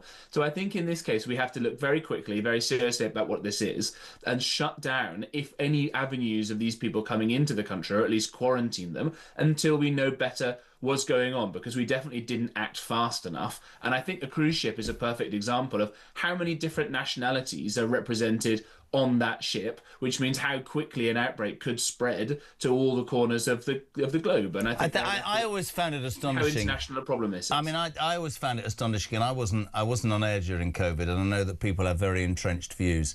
I always found it astonishing that a country that was supposed to be the fifth leader in the world did not have practices in place. I will forever say that whoever had been in charge, I think that the link between I'm going to kill 250,000 people or destroy an economy, I can't imagine having to make that decision. I think in hindsight we can say we should have done this, we should have done that. I know all the anti-vaxxers and the people that were against lockdowns and the people who will say, well, we should have done it sooner. I think it should have been, and hopefully was, a massive wake-up call for the world. You're attracting a bit of criticism now. Good morning, Jezza. I can't believe this posh James chap moaning about working from home while sitting in his bloody house. Glass houses comes to mind. That's Paul in Kent. Guilty as charged. Well, look, I'm not a civil servant. I'm not paid by the taxpayer, and I think that's where the difference comes in. I mean, I think I've actually got an Emma Bridgewater jug over my shoulder here that literally says taxation is theft on it. So I don't think I'm being too hypocritical. I love that. Just very quickly as well, we've talked about hantavirus, we've talked about civil servants working from home. A bit about migration in the papers this morning. Did you see that footage of the French police finally slashing a migrant boat to stop it heading to the UK, peeps? I don't know if you saw this morning. I always wonder if the French do that because there's a television camera. That's just one boat. This, you can see it if you're watching on YouTube. The gendarme running out, slashing the boat to avoid it going. And you suddenly think, oh, my God, a change. They've realised they're getting £500 million a year and they need to do something about it. As a direct result of what if you're on the radio, you can't see it, but this is French police slashing a boat. Migrants then come ashore. Guess what's happening? The French human rights watchdog is investigating whether those policemen, by slashing the boat, took away the human rights of those illegal migrants from coming over here. What's the world become, Jay? Well, it's interesting to see that it's no longer just an Anglosphere virus, that our institutions and our mores and our cultures that are designed to protect and look after the most vulnerable people in societies have been co-opted by far left lunatics, frankly. It's interesting, a few years ago when woke was really kicking off, you had people in France saying, les roast beef, those American pig dogs. They don't understand how in France we don't get affected by this stuff. Well, they're getting affected by it, and good and hard now. So I think this is a broad problem that you see around the world, and unless you have a worldwide response to being able to sort this stuff out, that's where Britain, I'm afraid, until that happens, is going to have to act unilaterally in order to sort this out. It's great that the French are doing a little bit of this, but it's not going to touch the sides, because those people will keep going until we have a proper deterrent that stops them from coming. And I think probably something like the Rwanda scheme, that if people that do get across here will get sent back again. I think this is something that will become more and more of a cross-party consensus. And let's remember that as we're now going into the summer months, the weather will be easier for people to cross over in small boats. So the numbers will rise, and the valence of this in the minds of the British public will go up and up and up. I can say this in a really wide-ranging way. This is not political, because it covers everything. I cannot believe this country, be it its institutions, its leaders, its political base, or just the general public, do not have it amongst us or them to make what to me is a really simple decision to deal with a problem that is undermining so many people's lives. I'm sick of the pontificating and the posturing and the platitudes. You talk about Rwanda, I've said it repeatedly on this show. I would have a liner in the Channel, I'd have the Navy. Nobody would set foot in this country unless they had the correct paperwork. They would be sent to detention centres. I'm not getting into a debate about where they are today, but they would be detention centres that would send a very strong message, which would say, this isn't the life of Riley. You get what you give in this country. There are people who deserve more because they're paying into it. We're not suddenly an uncaring, horrific race of people. We're talking about fairness. We're talking about priorities. I do not and cannot believe that there are not politicians that do not have the gumption or frankly, the courage to do something about it. Jay, lovely to speak to you, working from home. You relax, go and we can do a Pilates class. There you are. There are the five fingers, the middle finger of tolerance, as kids are now taught. Check out the Telegraph, page 6. James Price, thank you very much indeed. 7:23. You're waking up to, well, it's a strange day. You will know, obviously, those polls you heard in the news have opened, the local elections across the United Kingdom, Scotland and Wales. We cannot, as a responsible broadcaster, get involved in any political stories today, any polling or anything to do with those elections. So we'll make it a little bit different. There is some stuff in the papers about working from home, about obviously that horrendous rat-linked hantavirus ship, which is about to dock in Tenerife. There's some stuff about migrants. But we're saying, actually, on this Thursday, what's the thing in your life that matters? What do you want to talk about? 87222. Call us as well. 0344 499 1000. This is Talk Breakfast. Morning, Christine. Morning, Jeremy. Christine from Weymouth. Years ago, when one of the sons was doing his work experience, he worked somewhere up the north. And it was for a year. And during that time, they came to him and said, have you had any sick leave yet? And he said, no. Oh, you better have some sick leave. You can have up to 30 days a year. So start having some sick leave, please. That was then. It's even worse now.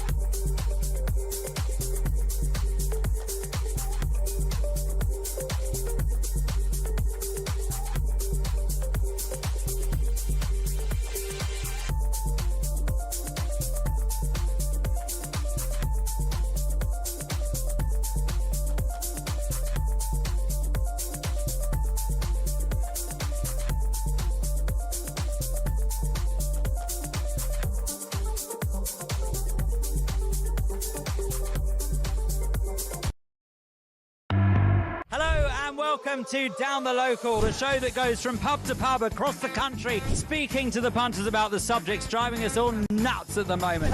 Rachel Reeves, Rachel Thieves, Rachel McCown. I don't really know Meghan Markle. I know Meghan Markle's from Suits, and that's about it. I don't know about anyone else, and I don't know where this is going. I have 0% beard, and I feel raising the flag, I think, is symptomatic of its desperation. Is public transport good value for money? No, it isn't. You really don't like speaking to people.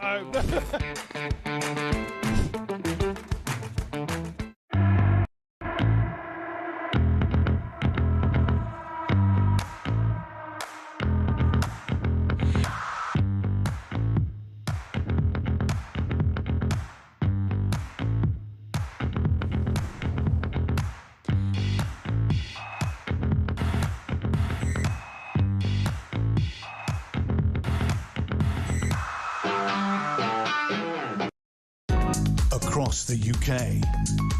On DAB+, on your smart speaker, on your smart TV, and on your side. This is Talk. Welcome back, 7:27. You're live with us on Talk, the home of common sense and the home of the Alarm Clock Brits. It is a different show today. I make no apologies for that. I feel like some people don't like a laugh, but they will have to drag me out of this studio because God knows life is serious enough. I think we've reached quite possibly the lowest point ever on this breakfast show. We've been going for 8 months. I'm going to read you a text, ladies and gentlemen. Thanks for tuning in today. Hi, Stig. Hi, Kate. The people who... These are the breakfast presenters on our sister station, the Times radio network. The people who don't rinse a plate before putting it in the dishwasher are the ones who've never cleaned the extra fine dishwasher filters, says Bob.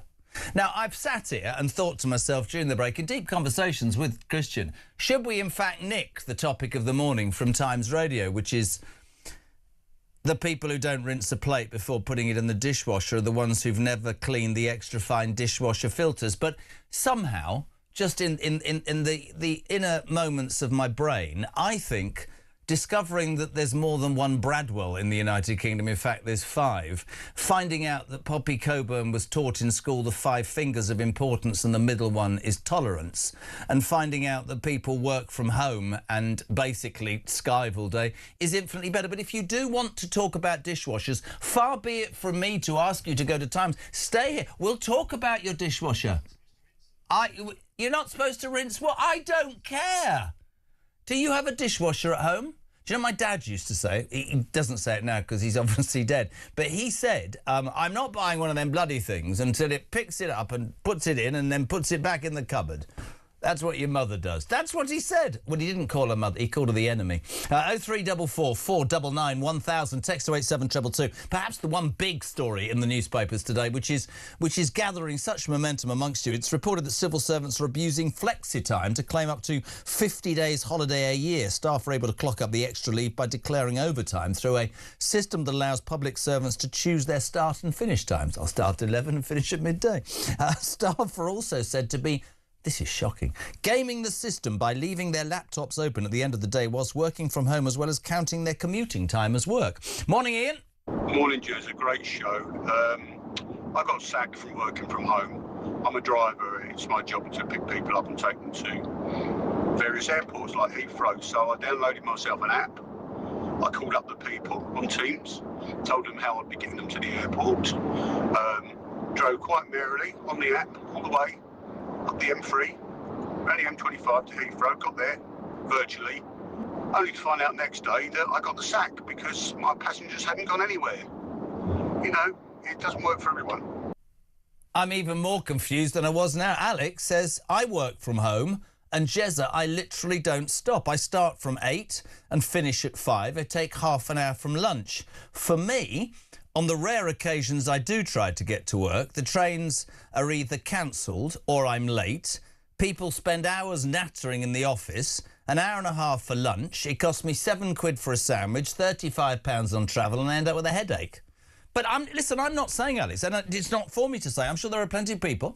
I have a friend, Dan, who works from home, and I do have a friend, just one. And you have to be, I'm sure, very dedicated and very responsible and lay out your day. But there is also proof, is there not, that people are abusing a system that seems to have, I think, gathered real traction since COVID. And my point in all of this morning is I would miss the interaction. I'd miss the banter. You're not allowed to banter, though, are you, to be honest, because that'll upset somebody. How intolerant of me. There we go. But it's true, I think, you know, but everybody's got different... Just finally, Michael in Birchington in Kent. Good morning, JK. When I was in the RAF back in the 60s, I worked with civilian staff who were technical officers and civil servants. I overheard a conversation between two of them once who were talking about holidays. One said that he still had 2 more sick days to take.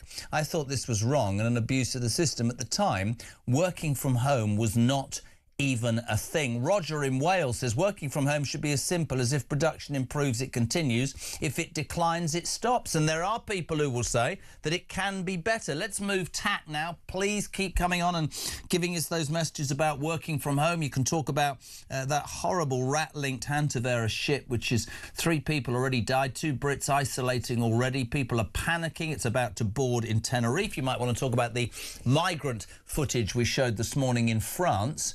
Finally, the gendarmes have sort of slashed a boat and said, you can't do that, it's dangerous. There's the footage, if you're watching. Slash the boat. Migrants have got to come back.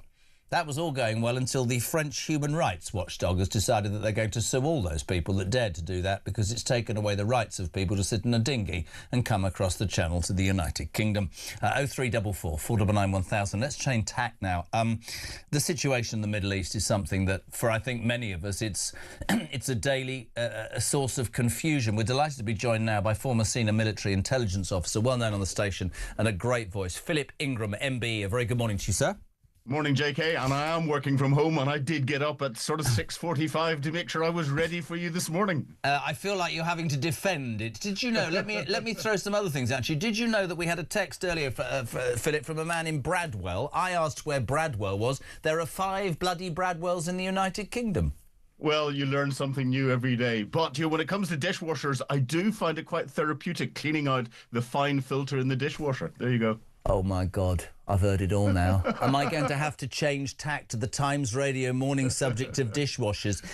Yeah, well, maybe. Listen, you're on to talk about the situation in the Middle East. We love your involvement. Thank you, Philip. I'm going to be really straight with you. I'm not a military expert. I've listened to people say that, you know, Trump needed to do this because of the nuclear threat. I've heard other people say, come on, successive administrations have never dared take on the Iranians. The mad mullahs that we know have caused horrific death across the world with their support of terrorist proxies. But actually, overnight, I'm reading that he is set to agree a deal that will lift US sanctions on Iran, free billions and unlock uranium enrichment in what can only be described, Philip, as an Obama-style peace proposal, which begs the question, what the hell have the last 68 days been about then?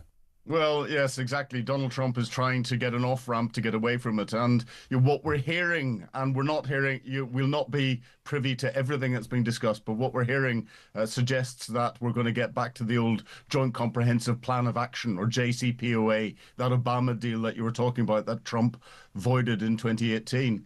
But that's when that's with regard to nuclear enrichment.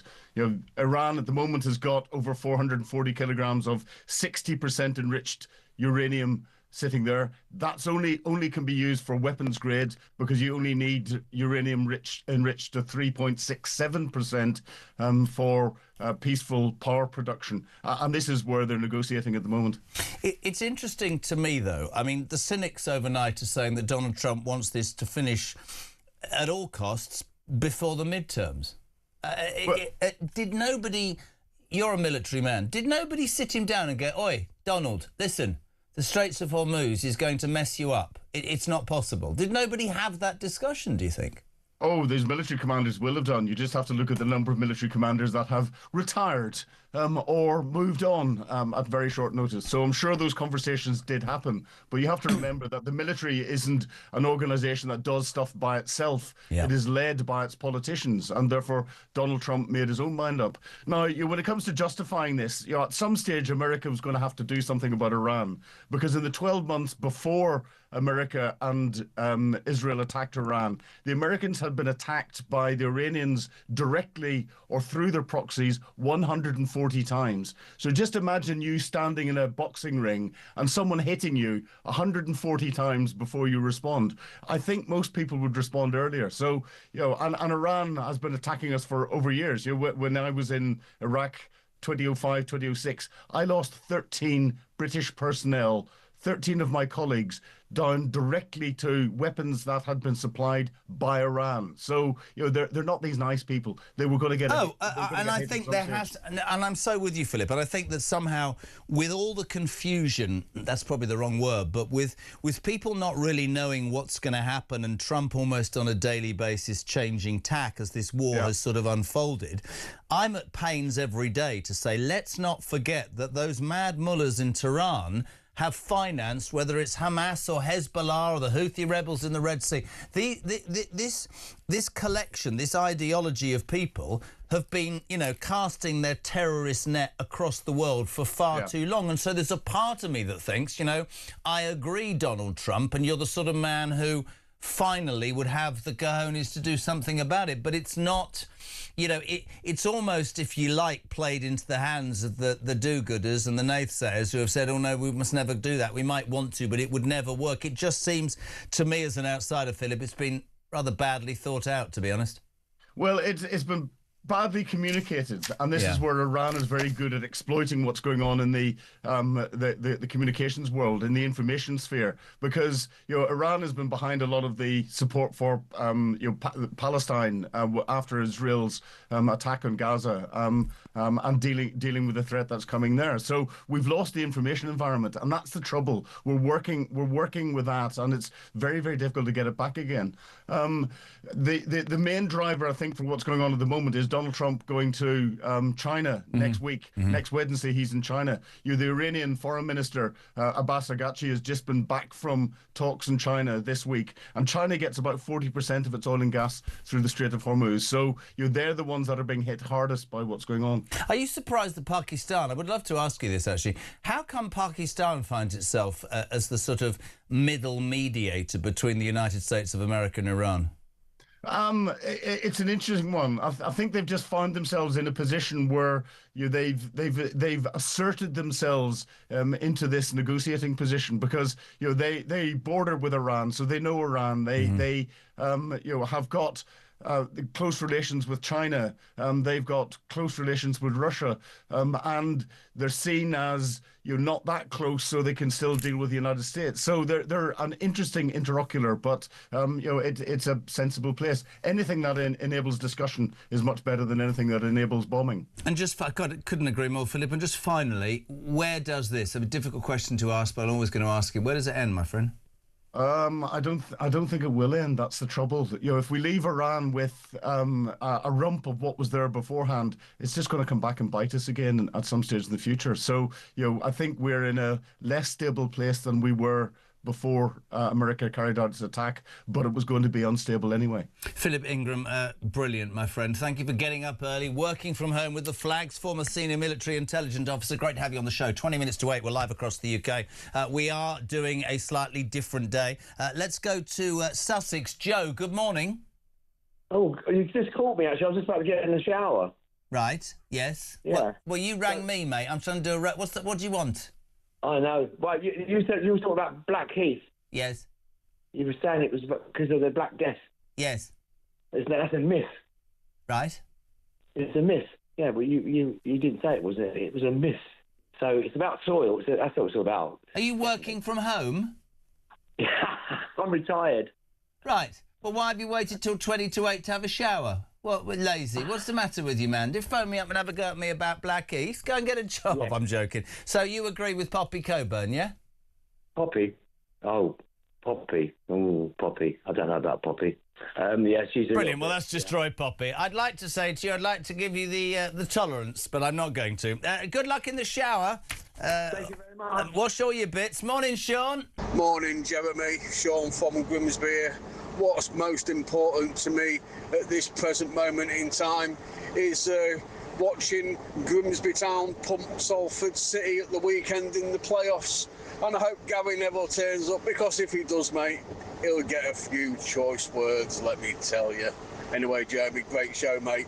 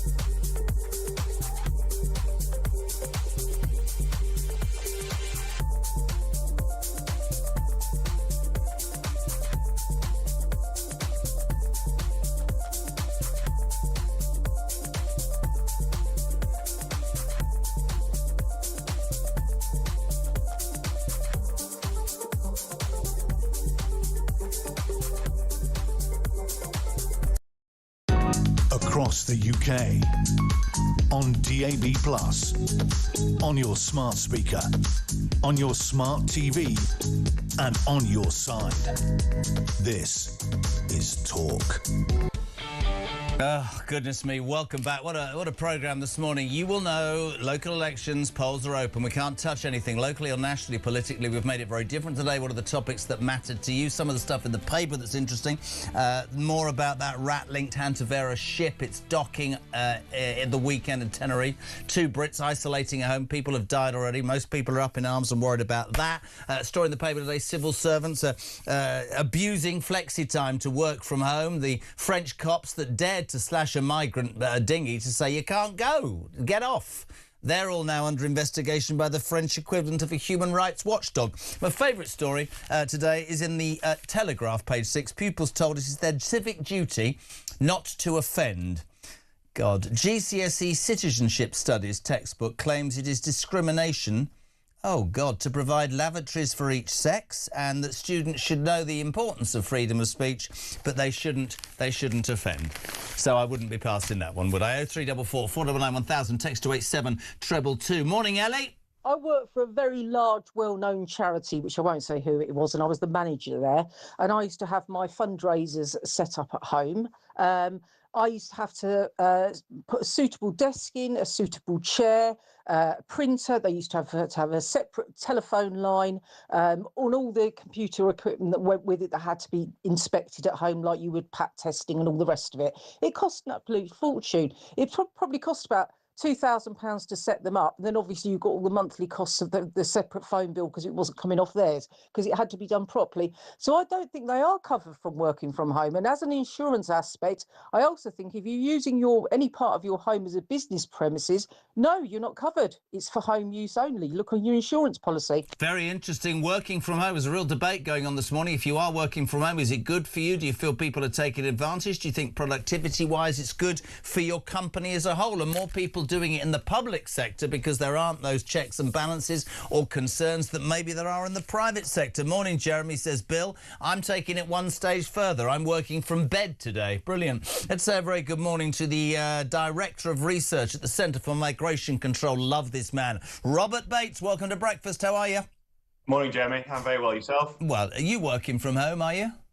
Always. Yeah. Can't be doing with workplaces, offices. Scary. Really?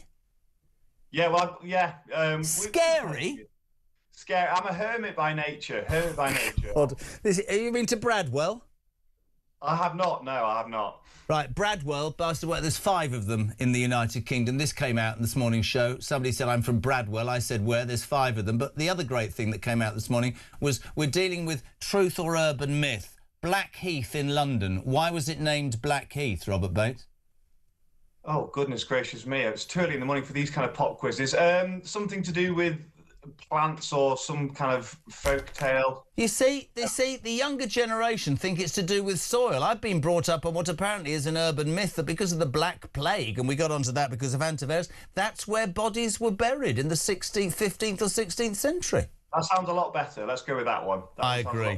Mate, I wanted to get you on. There's some really, I'm going to say disturbing footage. I probably sound slightly cynical here. Footage overnight, which if you're watching on YouTube is on your screens right now, of French police slashing a migrant boat to stop them heading to the UK. Now, on the one hand, you've got the argument that we're spending £500 million a year and want to see action. On the other hand, I'm slightly cynical and I think, is this just for the television cameras? Is this an isolated incident? But what frightens me is on the basis of one boat being slashed and people being forced to come back to France, their country's human rights watchdog is now investigating those officers. And it leads you to ask this question, Robert. What bloody hope have we got, mate? What hope is there ever of dealing with this issue if there are so many forces against dealing with it in the first place?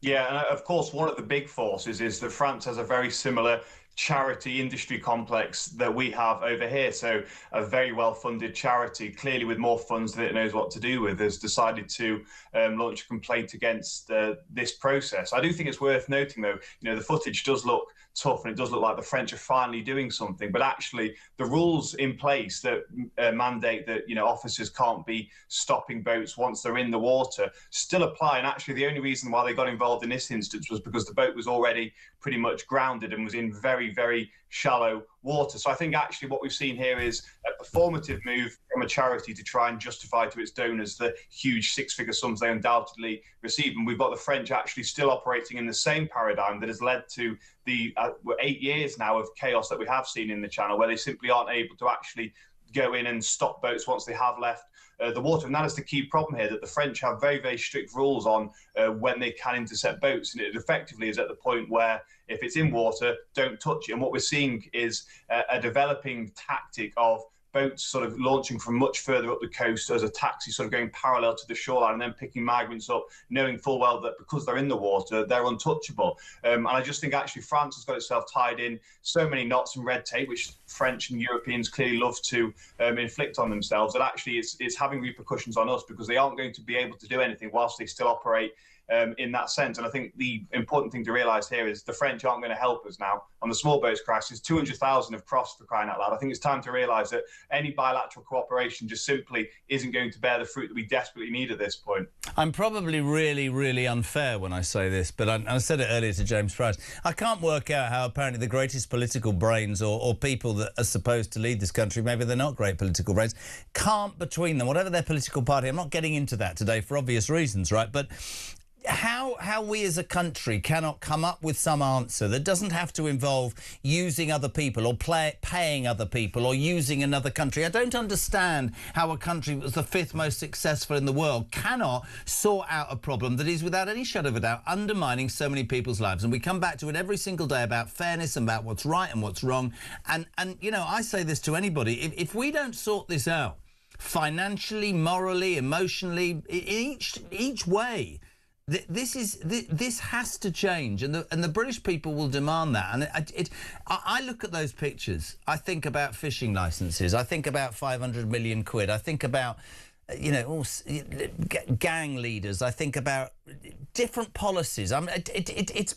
To me, it's embarrassing, mate. To me, it says so little about what we're able to do as a country. But you're right when you say this is across the whole of Europe. Nobody seems to be able to come up with an answer. But I'll tell you one thing I know, they are going to demand that very soon. Robert Eddie Quick this morning, really appreciate it. Research Director at the Centre for Migration Control. You can't only give me 6 minutes with this man. This might well go over in the news. We're going to say a very good morning to the General Secretary for the FDA Union, Dave Penman. Dave, welcome to Talk Breakfast. How are you? Good morning, Jeremy. How are you? I'm very good. Is that the Civil Servants Union? It is. So you're at home then? I am just now. I'm heading to Ireland later on, which is why I couldn't come into your show. Oh, bless you. So it's been reported today in the Telegraph that civil servants are abusing flexi-time to claim up to 50 days holiday a year. Staff, this in the Telegraph, as I said, are able to clock up the extra leave by declaring overtime, Dave, through a system that allows public servants to choose their start and finish times. Staff are also said to be gaming the system by leaving their laptops open at the end of the day whilst working from home, as well as counting their commuting time as work-based. Just as the General Secretary of the FDA Union, what's your response to that article this morning, Dave?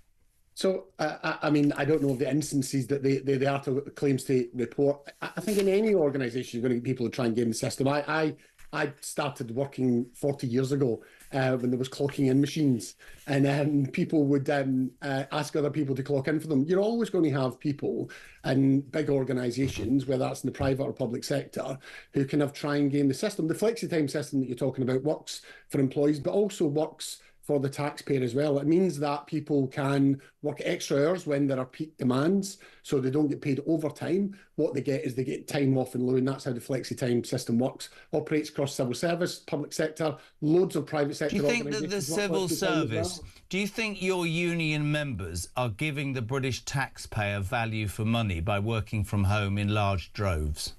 Absolutely. I mean, studies have shown, the departments have done this, evidence has been given to Parliament to show that there's no difference in productivity whether you're working from home or whether you are working in an office because you're working. Indeed, many people are working longer hours. That's what they tell us, because they're not commuting. So they're spending time, they're starting work earlier. They're working later in the evening because they don't have a long commute, they're unable to work. The nature of work is changing. A lot of what people do, not just in the public sector, but elsewhere, is based around a computer. But it would be, I'm not disagreeing, and it's great to have you on, but it would be fair to say, if you look at studies, that there is more working from home amongst the public sector, where whatever you say, you're not running your own business, you're not as answerable to a productivity line as other people. I mean, there's those great stories, aren't there, about Jacob Rees-Mogg when he was in power, going to the civil service offices in Downing Street and just leaving notes going, you know, I'll speak to you when you're in. Do you think it's... I know we live now in a different world, Dave, where it's all about, you know, doing right by people, but you're honestly telling me across the board, and yes, you're right, some will slip through any system. You're telling me that productivity means that the civil service is doing as well as it should do by working from home? Absolutely. If you look at the civil service now, many people working in the civil service will be part of a team that's based across the country. So there are people in Glasgow, in Darlington, in Manchester, all working together. And they can do that collaboratively because they work remotely, or even if they're in the office, they're working and talking to each other through systems like this. That's how a modern workplace operates. There are jobs in the civil service that cannot be done from home, just like there are jobs in the private sector that cannot be done from home. But this is not a public sector phenomenon. Look at HSBC in Canary Wharf, big tower that was built 20 years ago. They're selling that. They're moving back into the city. They're downsizing because they've got people working from home. Do you think that working from home, and the way that it's grown would have taken place without the pandemic? It was already happening both in the public and private sectors. I mean, part of the issue is the nature of work is changing. So there are things that people need to be together to do, right? And there are things that they don't. And things that you're doing, you're literally sitting at a computer, whether you're sitting in an office or whether you're sitting at home, you're basically doing the same thing with the same machine. And so that meant that work was changing. When you talk about productivity, the government is saving £500 million by closing offices in central London and putting more people into the same space because people are working in a hybrid way. That's creating efficiencies for the taxpayers and savings for the taxpayer. Now, I can't get into politics today for obvious reasons, but I'm sure that money will be wasted. Can I ask you a question? Two questions. One's slightly flippant. This is serious. What happens about insurance when you're working from home? Several people phoning this morning and saying, obviously, there's insurance of the workplace. What happens if you're working from home and you have an accident or something? Yeah, people, I mean, big organisations have systems in place around providing people with equipment, checking issues like home insurance if you're working from home around that. So it's something that, there are millions of people in this country, in the private and public sector, who work either from the home all the time or on a hybrid basis. And so there are plenty of arrangements, and insurance companies have caught up with this for dealing with that. Just like some people use their car at times for work, and you have an insurance that covers you when you're doing a bit of work or delivering or moving between offices. On behalf of your employer, you have to be covered by your car insurance. It's not a complicated thing, and lots of insurance companies have arrangements for dealing with that. Do you think that working from home will just increase, or do you think that the reality of liaising with, meeting with, I don't know, all those reasons, do you think it will peter out, or do you think it is, in terms of cost and productivity that has been proven at several businesses, I get that, do you think that working from home will just continue? I think it will continue, but it's changing. Work evolves all the time. So if you look at some of the arrangements now, what's happening is people are hot desking. So you're saving money, but reducing the number of desks. People are coming in, but they're not actually working with the people that they part of their team. They're randomly scattered around big offices. So people are coming out in the office going, this doesn't feel any different from being at home. So we have to think about how we organise work when people come in, building team days, anchor days. And I think lots of organisations that experiment with this and try to work out what makes sense. Lots of private sector companies are doing this. This would not make sense to them if it didn't help their bottom line. So it can be productive, it can be efficient, it can help both the taxpayer and private employers, but it needs thought, it needs management, it needs time. You need to have the right equipment, you need to have the right type of offices in the right locations. Work always evolves. When I started work, there wasn't a computer on my desk, right? That's how old I am, right? Think of the technology you use now. And so it will change, and it will change again. Listen, it's great. I've always said with this show it's important to have both sides. And Dave Penman, General Secretary for the FDA Union, really appreciate, before you shoot off to Ireland, your opinion on the working from home today. Thank you very much indeed. I'll just go to the news with this thought from Dan in Leek in Staffordshire. On working from home, if you get sick, who do you ring to say you won't be into work? Interesting. Talk breakfast.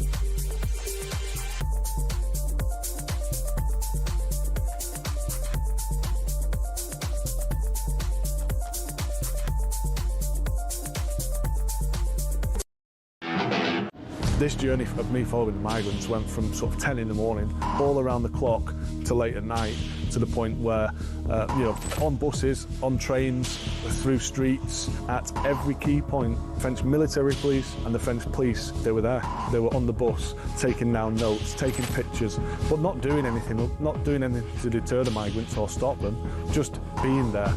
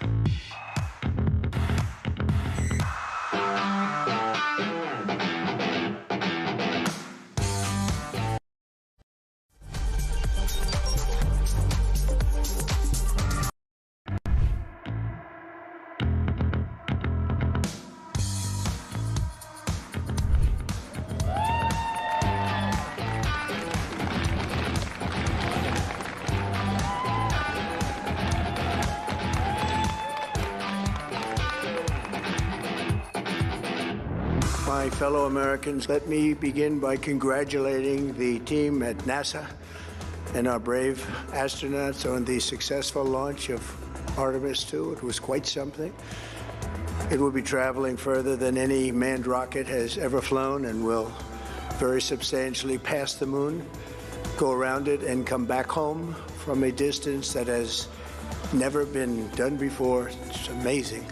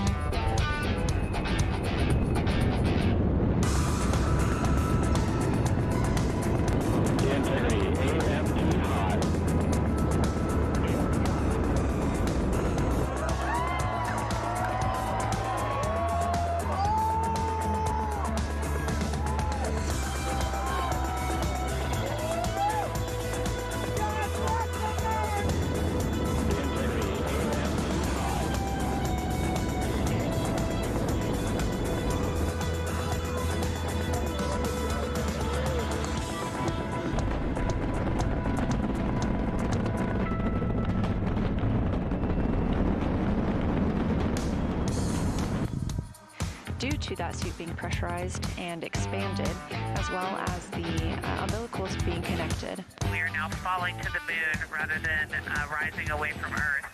It is an amazing milestone. We are standing by for the integrity crew aboard Orion to surpass the Apollo 13 record. Integrity, we're now resuming operational audio contact.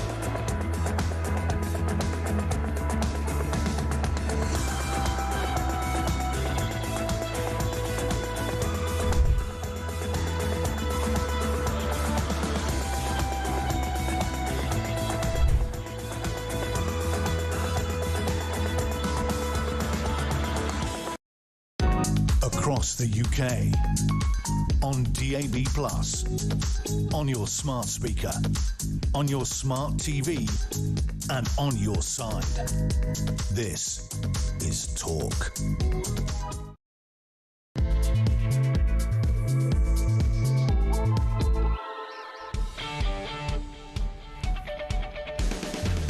Welcome back or welcome along. Just gone 8 o'clock on Thursday, the 7th of May, 2026. This is Jeremy Carlin Talk, the home of common sense, and of course the home of the alarm clock. Brit, you'll know from the news that over an hour ago, the polls opened in the local elections across the UK, and so all broadcasting has specific rules.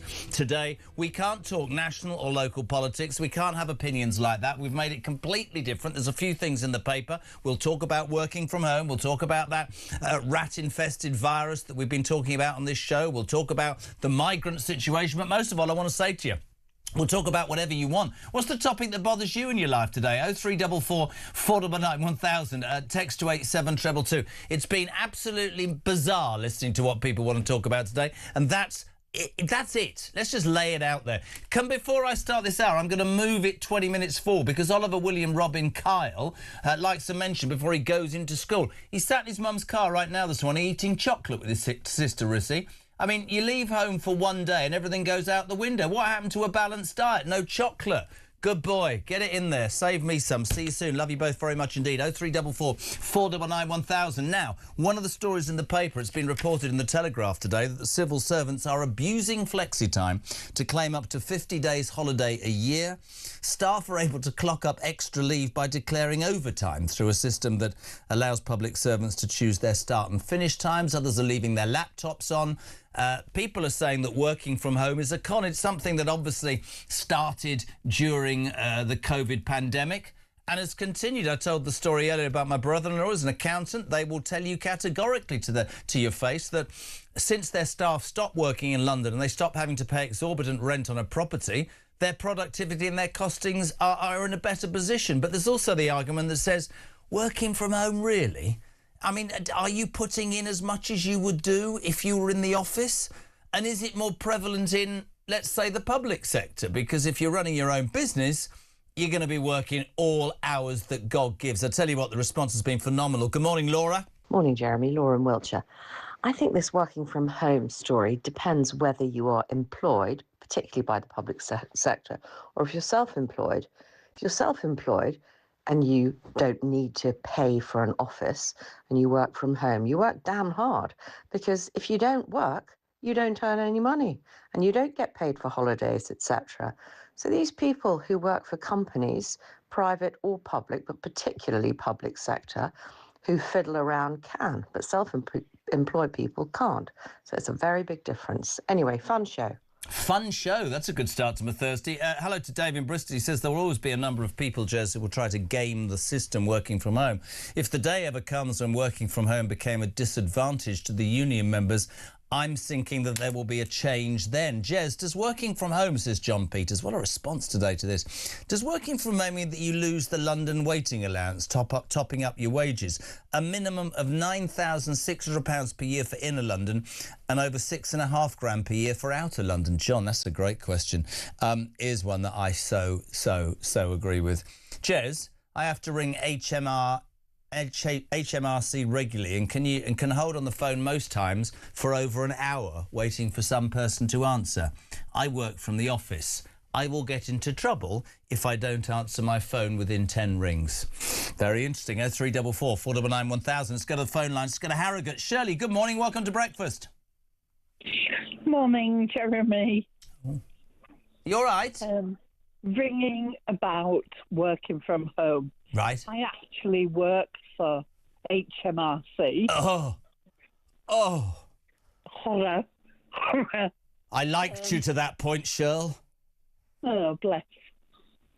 Yes, I did work. I've retired now. Oh. But I did work from home.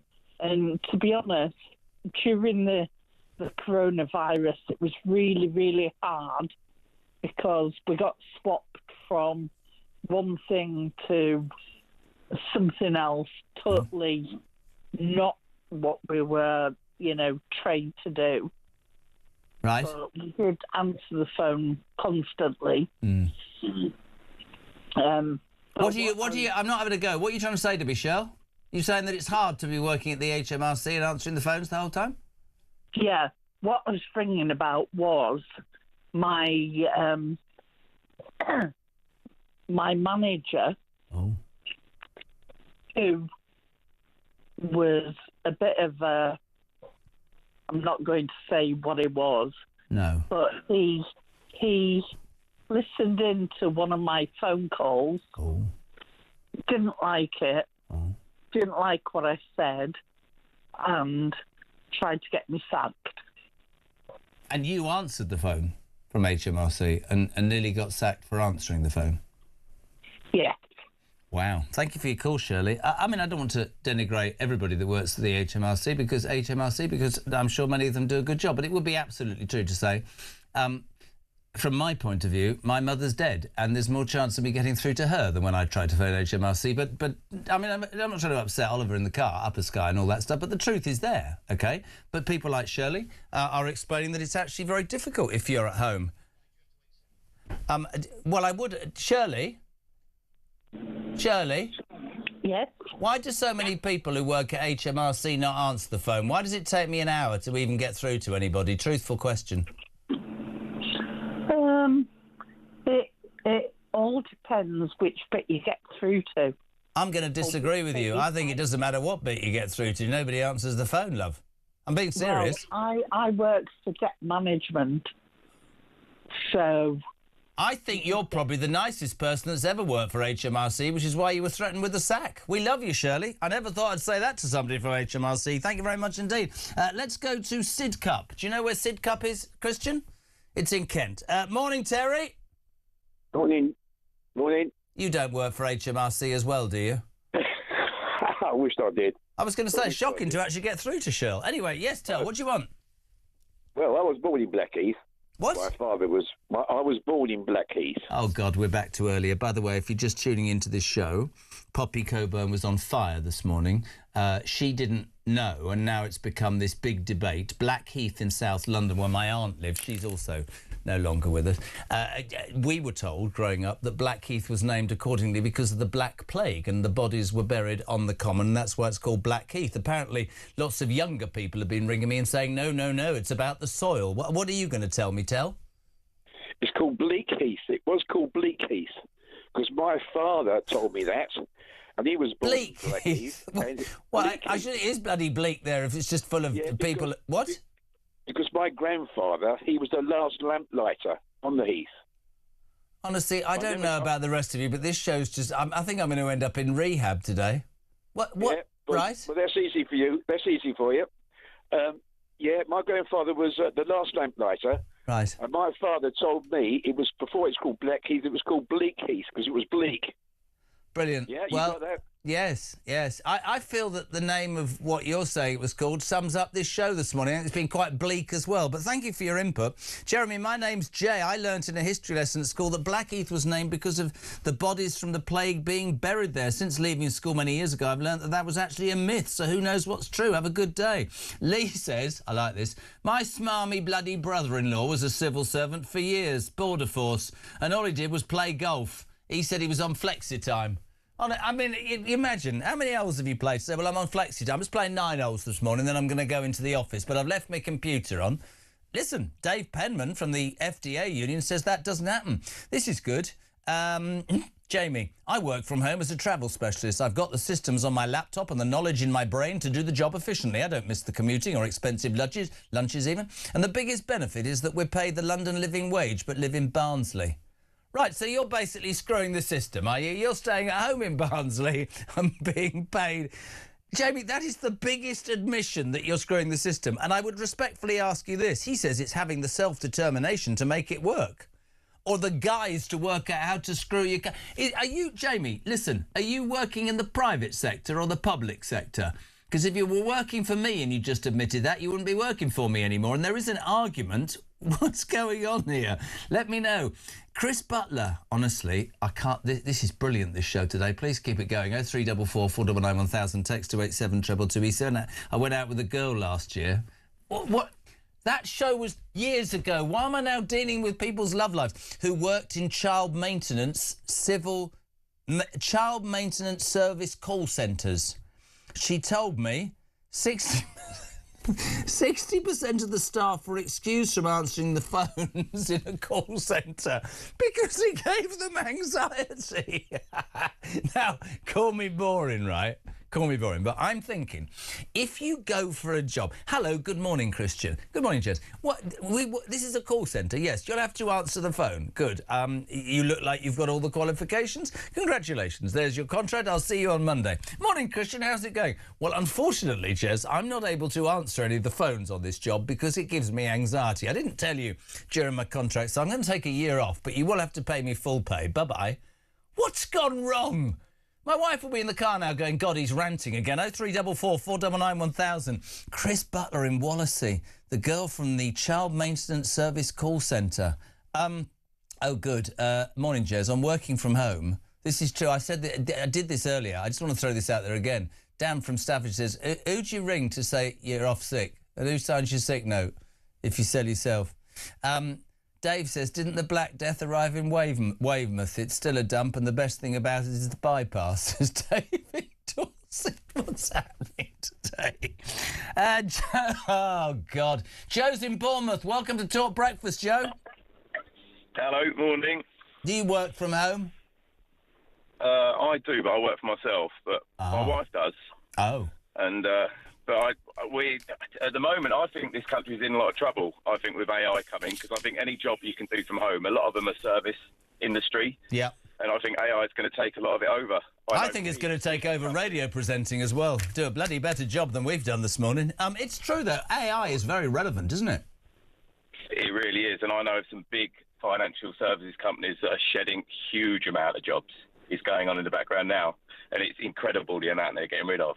I think personalisation's gone, and we're just going into cheap price. If you want cheap price, you don't want any personality, which is probably where your job will go. And that's the way you're going. Oh, God. I'm having an attack. I'm loving today. Listen, I'm finished anyway. I've got no sense of humour. I thought Black Heath was the Black Plague. I thought there was only one Bradwell, there's five. I'm finished, mate. It's all over for me. I'm going to be replaced by, good morning, welcome to Talk Breakfast. Why does AI have to sound like that? What else are you saying to me? Go on. Jeremy, can I ask you one thing? I'm also from Bournemouth. Are you going to go back in? I know you went to Bournemouth the other day. Are you going to go back to Bournemouth anytime soon, to the town centre? Maybe. Thanks for your call. Let's go to Chris in Epsom. Morning. I'm not telling you why he said... It's nothing worrying. It's just that I saw at first hand the impact of what's going on in this country the other day, and I've talked about it, and it is relevant. And but on the day we really can't go into stuff like that, I won't go into it. But there are problems, the length and breadth of this country in certain towns and cities, caused by the problems we have with immigration. This is great. Andy's in Cheddar. Have you been to Cheddar? Do you know my story about Cheddar? I went on a geography field trip when I was 12 and got sent home in disgrace. I was bored. We were looking up this glaciated valley, Cheddar. My parents were disgusted by me. I was grounded for a week. Yes, near Wookey Hole, yes. Don't start about Wookey Hole. And the geography teacher was a very serious man. He was called... was he called? I don't know what he's called. I can't remember. He was that uninspiring. He wore brown corduroy trousers, which I always thought was quite interesting. Anyway, he obviously wasn't concentrating. And he said, look up the valley and tell me what you see, Kyle. Stop messing about. And I saw a sheep, so I said mint sauce. Just as a joke, and he sent me home, and my dad told me off. Actually, my dad wet himself, but anyway, that's another story, which he did a lot towards the end of his life. can't do this show today. Andy and Cheddar, both my wife and myself work from home. This is interesting. The difference between the two of us is she's employed and I'm self-employed. I've never dared mention this to her, and I've changed my name. She seems to work half the day. I don't even stop for lunch. Maybe there's the issue. Let's go to Epsom. Chris, good morning. Welcome to Talk. Morning, Jezza. Morning, Oliver. Enjoy your chocolate. Dad, I miss coffee. Yes. Right. Just quick two things. The hantavirus. This is the rat-linked hantavirus ship that will cruise, that will board in Tenerife at the weekend. 3, sadly, people are dying. 2 Brits, including an ex-police officer we've heard out today, are self-isolating at home in the UK. People are up in arms. Yeah, well, it's spread by powdered rat poo. It's very, very, very difficult to catch it human to human unless it's for an extended and close period of time together, so people shouldn't be in a panic. Could I ask you a question, despite the fact that my kids are listening, because this show seems to have disappeared forever? Are you an expert, and if so, on rat poo? How have you become an expert on that? I did a deep dive on AI this morning when I was listening to you. Brilliant. A deep dive on rat poo, that's a thought. Yeah. The thing about working from home, Jez. Yeah. In the early 2000s, I'm not going to mention the name of the company, it's a big privately held company, in FTSE 500. We did a joint venture with them, and we employed over 100 new young mums who wanted to work, but they wanted to look after their babies. So we provided them with a computer, a telephone, and a broadband line at home. And when they logged on to work, in between feeding and changing their babies, when they logged in, we knew what keystrokes they were using, so we knew if they were working or not. All right? What's happening with local government and central government is the systems are so antiquated. Like your earlier caller said, his wife had the nail varnish on the T-bar, on the space bar. That still counts as working on the government systems. So they just put a weight on the keystroke, and it shows that they're working. So over 20 years ago, we had the system in place that knew what the keystrokes were being done, and with AI now, it wouldn't be hard to put an AI program on any of the civil service computers systems to read what the computers are doing at home. Couldn't agree more. Great point, buddy. Thank you so much indeed. We appreciate it. A man, a font of all knowledge. Gary's in Lower Chapel. I'm not even going to ask where Lower Chapel is. I asked about Bradwell earlier. Turns out there's 5 of them. Jez, my old man, was a copper in the Met between 58 and 86. As a kid, I always remember Mum saying, Dad has been asked to take some sick days as he hasn't used them all up. I remember back then, that's interesting. Karen, wow. I am retired from the civil service, but the scams going on, Jez, are unreal. Workers certainly cheat the system. One of my mates plays golf regularly. They even use weights on the laptop to show you were online. We all abused it, especially on sunny days. I even had my laptop on. Oh, dear. I think you are going to have to replace me with AI. I even had my laptop on whilst I was in the hot tub. I'm not going to lie, this happened during COVID when everyone jumped onto the bandwagon. Brilliant. And just to finally nail the fact that this has been probably the most bizarre show ever, I got a text earlier on that was meant for our sister station's breakfast presenters, Stig and Kate, on Wonderful Times Radio, and they're talking about dishwashers this morning. And I said, look, you know, if you want to talk about dishwashers, I personally don't, but it's fine. Steve says, my daughter-in-law doesn't rinse the plates before putting the pots in the dishwasher. She also puts her trainers in. I don't know. Christian, I'm going to have to lie down. Morning, Sue. Good morning, Jeremy. Just a quick one. Regarding the migrants coming over on the small boats, or big boats, whatever you want to call them, I can't believe that. Do you know what we just need to say to that? get the people that come over on these boats, start putting them on a remote island, probably in Scotland somewhere or wherever, I don't care where it is in this country, build a massive big detention centre. When they start coming over, the first lot that get thrown in a detention centre, we won't get any more coming, because you know what? We've taken away the incentives for them to come here. It's absolutely ridiculous. And as for these charities taking the people to court, the charities should be actually taken to court, because they're actually assisting in people smuggling and people dying on the channel. Anyway, thank you. Sue from Macclesfield.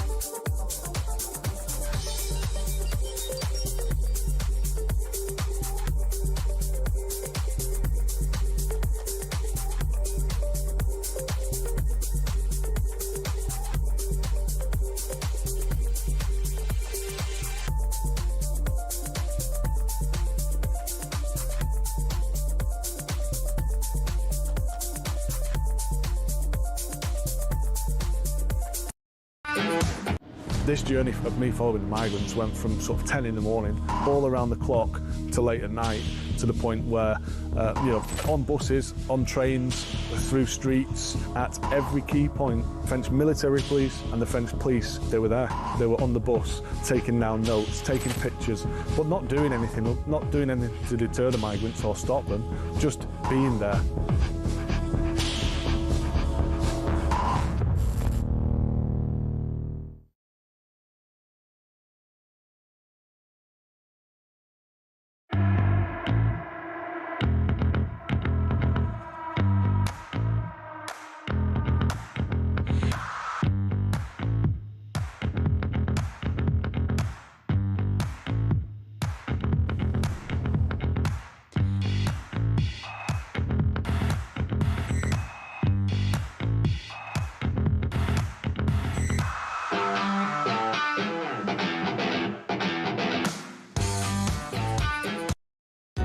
Across the UK, on DAB+, on your smart speaker, on your smart TV, and on your side.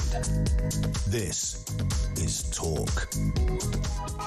Welcome back. Just gone 25 past 8. We're live across the United Kingdom. Jeremy Kyle on Talk, the home of common sense, the home of the alarm clock break. You will know, you'll have heard it in the news the last couple of hours. Local elections today. Thursday, May the 7th, opinion polls. The polls opened at 7 o'clock. We cannot and will not discuss anything politically, nationally or locally. That is a broadcasting rule. For obvious reasons, we'll talk about what happens when the results start to come through tonight from 10 o'clock and through tomorrow and the weekend and into next week. So we've sort of opened the show up today. What's the thing that bugs you in life? What do you want to talk about? In the newspapers, we've been talking about civil servants apparently abusing flexi time and working from home, and that's opened up a huge debate. We've talked about the rat-linked hantavirus ship that will board in Tenerife at the weekend. 3 people sadly already have died. 2 Brits at home self-isolating, and people obviously going, oh my God, what's happening? You know, is it COVID-like? Well, we reassure that that isn't the case. We saw some footage, didn't we, earlier on from the French migrant police. Well, the French police basically finally on camera slashed a migrant boat to stop them heading to the UK. Let's not forget that we're giving the French 500 million quid for the privilege, right? As a result of that, that particular boat didn't sail. Those migrants didn't come here. Hurrah. Wait, what happened? The French human rights watchdog is now suing those police because they think that they've taken away illegal migrants' rights to do what they want. What about everybody else's rights? There's loads out there. And there's this great story in the Mail this morning. Pupils told it's their civic duty not to offend. Right? So part of what is it? Citizenship studies say freedom of speech is important, but don't say anything that will offend somebody. I knew I wouldn't be doing very good in exams. Thank you very much indeed. I'll give you those two. 0344 499 1000. You text to 87222. Jez, if you think you're having a bad day, aren't you all going to have a bad day in terms of what you talk about on the radio? Well, you see, you have to be creative. We're not allowed to talk politics. We've got to be creative. Open it up to the audience. Good morning, Jeremy. I used to work from home. Oh. Why did I make that noise? And hated it. It's so isolating. It cost a fortune to heat the house in the winter, and I had to drink my own crappy coffee. I also know people who work from home who've actually engineered systems to keep the mouse on their computer moving so they look like they're working, but they've gone out for the day to have a good time. I'm learning so much so you can make your mouse move like people will think you're at a meeting. Jeez. Morning, Jez. We had a... Right. I'm sorry. I just want to repeat this, OK? Oh, my God. Really? Right. An hour ago, I got a text that was meant for our sister station Times Radio, Stig and Kate. They're talking dishwashers today. That's their choice. I said, if you want to talk about dishwashers, we'll talk about dishwashers. Morning, Jeremy. We had a dishwasher over 10 years. Used it to the day we got it, then a couple of times after. Needless to say, we don't have one now.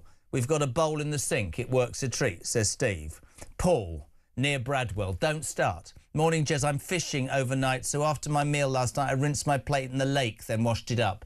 It saves having a dishwasher. Are people seriously? He washed his plate in the lake? Jezza, that's weird. My dishwasher has absolutely no filters. She's called Kim. Wow, says Chris in the southwest. Oh, I love this. I love you all. Jez, says Bruce, I haven't got a dishwasher. Do I need one? No. No, you don't. Tony, great first hour of the show. It's gone downhill since. I've been running around laughing at you and Poppy, and it's taken my mind off the fact that I'm going for an operation at 11:30. Oh, this is going in the opposite direction, isn't it? I work from home, but I'm not sure the van could drive itself, so I'll be taking it easy for a couple of weeks. I live in Newcastle under Lyme, and I'm about a mile away from the village of Bradwell. I don't know what to do with you lot anymore. 0344 499 1000. Text to 87222. We say a very good morning. Let's try and bring a degree of maturity to it. We say good morning, the Sun's political editor, although he's got to actually not talk about politics. Jack Elsom, good morning. Good morning, Jeremy. I can't talk about dishwashers because I can barely work one, and my girlfriend it's her long frustration that I'm not very good at doing it.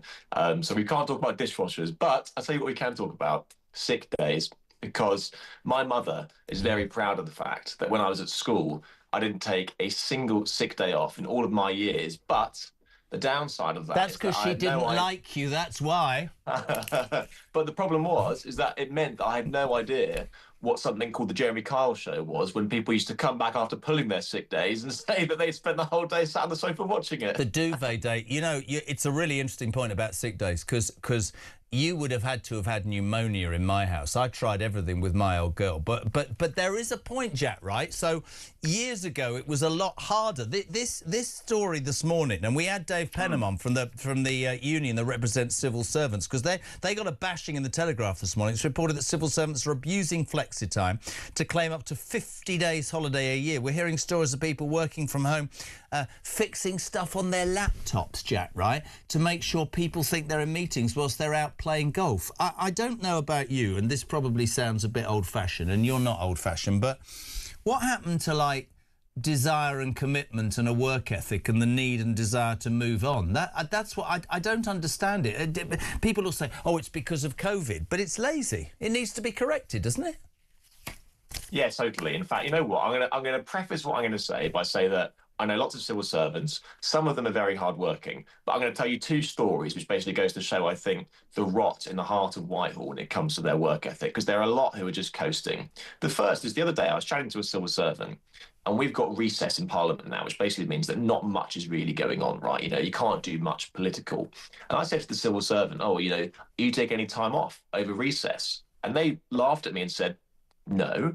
Why would I take time off in recess? That's our quietest moment. I take time off when it's busy in Parliament and Whitehall, because that's when I can have a proper break, whereas recess is basically like a second break in itself, which I'm being paid for. No one takes time off in recess because actually it means that we don't have much going on anyway, so we can put our feet up and get paid for it. And that is that is a lot of the mentality. Last year, or maybe 2 years ago, I was asked to come into a certain government department to give a talk about sort of like dealing with the press and sort of what journalists do and how they can sort of like help with us. And I was told I was going to be addressing the entire press office and taking some questions from them. And I came in through the department, which was like a ghost ship, hardly anyone at their desks. And this was a Wednesday. I then got into the room where the press office was, and there were 4 people on there. And I thought, yeah, civil servant efficiency's done so well. There's only 4 people in this streamlined press office now. And then a big TV flickered into life. And there's about 50 people beaming in from home. And this, I think, just goes to show the problem. And, you know, there's flexi work in the civil service now. So I think you're meant to do 3 out of 5 days a week. But it does strike me that it's really not... it's not really cutting the mustard at the moment. I'm sort of with you, and there's a great debate this morning, and this is absolutely flown, Jack, for obvious reasons. You know, you'll have people saying, look, I'm self-employed. We had a guy on saying, my wife's on flexi-time. He said she has a 3-hour lunch break. I run my own business. It's completely different. I'm not giving you my name because she'd probably divorce me. But there is a massive difference between the private sector and the public sector in this argument. There is absolutely no doubt that if you work in a huge organisation like, for example, the civil service, where perhaps your target... I mean, we had one woman on this morning from HMRC. She got told she was too efficient. She answered the phone too quickly. We had somebody else on this morning who got did you hear the bloke? He was going out with a girl a year ago. She worked at the Child Maintenance Service Centre, where 60% of them didn't answer phone calls because it gave them anxiety. For God's sake, I'm convinced that if you run your own business after this morning, I feel this really strongly. If you run your own business, you work in the private sector, I'm not saying that we don't have to have life balance and work balance, right? I can sit here and argue that I want to be in the office because of seeing people and banter and all that. I like being at home as well. But I'm not sure that we're as productive in the public sector as we have to be in the private sector. I could be wrong there. I could be wrong. But that's because civil servants are virtually unsackable. But do you know who hates lazy civil servants more than almost anyone, including you and me? That is hard-working civil servants. You know, the people that give civil servants a bad name they just infuriate people that actually get on and do their jobs and work long hours. You know, the other day I was taking down into the Foreign Office crisis room where lots of the civil servants there are working to repatriate people from the Middle East because of the Iran war. They're people who are working, you know, sort of 12, 13-hour shifts, you know, putting in like a lot of effort. Those sort of people are the ones that just sort of hate the pen pushers who clock watch. You know, they sort of get in, 9 o'clock and at 4:45 they're out the door and the lights are off and the cleaners are coming in. But you know what? I'm thinking back. I'm thinking back now to like my first couple of jobs. Just sitting here. That's the way I do this show. It's not prepared. You can obviously tell that it's that bad. Nobody would prepare this and actually put it out. I remember when flexi time came in, Christian, right? And I remember this is the different mentality. I remember thinking, I can actually work extra hours under that to make more money rather than I'll do it all at the beginning of the week and store it up and have Friday off. I wanted to do it all at the beginning of the week and Friday because it meant I was earning a bit more dosh. That's what I'm talking about. I'm not sure that mentality exists anymore. Yeah, and I think there definitely is a sort of something for nothing culture that has really been has really been allowed to fester in society over the past few years or so. You know, we sort of talk about the benefits culture here, but also there are people who are actually in work, which clearly is a good thing, but not being as productive as they want. You know, in the public sector, especially as you mentioned, you just hear constant stories about people, you know, who aren't pulling their weight, or people who are resistant to change, and people who don't want to drive efficiencies. You know, especially this is taxpayers' money, right? So you'd think that every penny should be looked after with proper diligent care. That's the point. And you know, let the private sector make their own mistakes. But the problem is that in terms of the productivity side of things, the reason why the private sector often is more productive is because there is no safety net. You know, if you don't work hard, your company will go bust, or you might not get your bonus, or you might not get paid, or you might not get your commission. And lo and behold, being in the environment, lo and behold, being in a company or an environment which you would find in the public sector, and you said it just then, the civil service are almost incapable of being fired. Imagine being called in like we were and being told that you were rubbish at your job.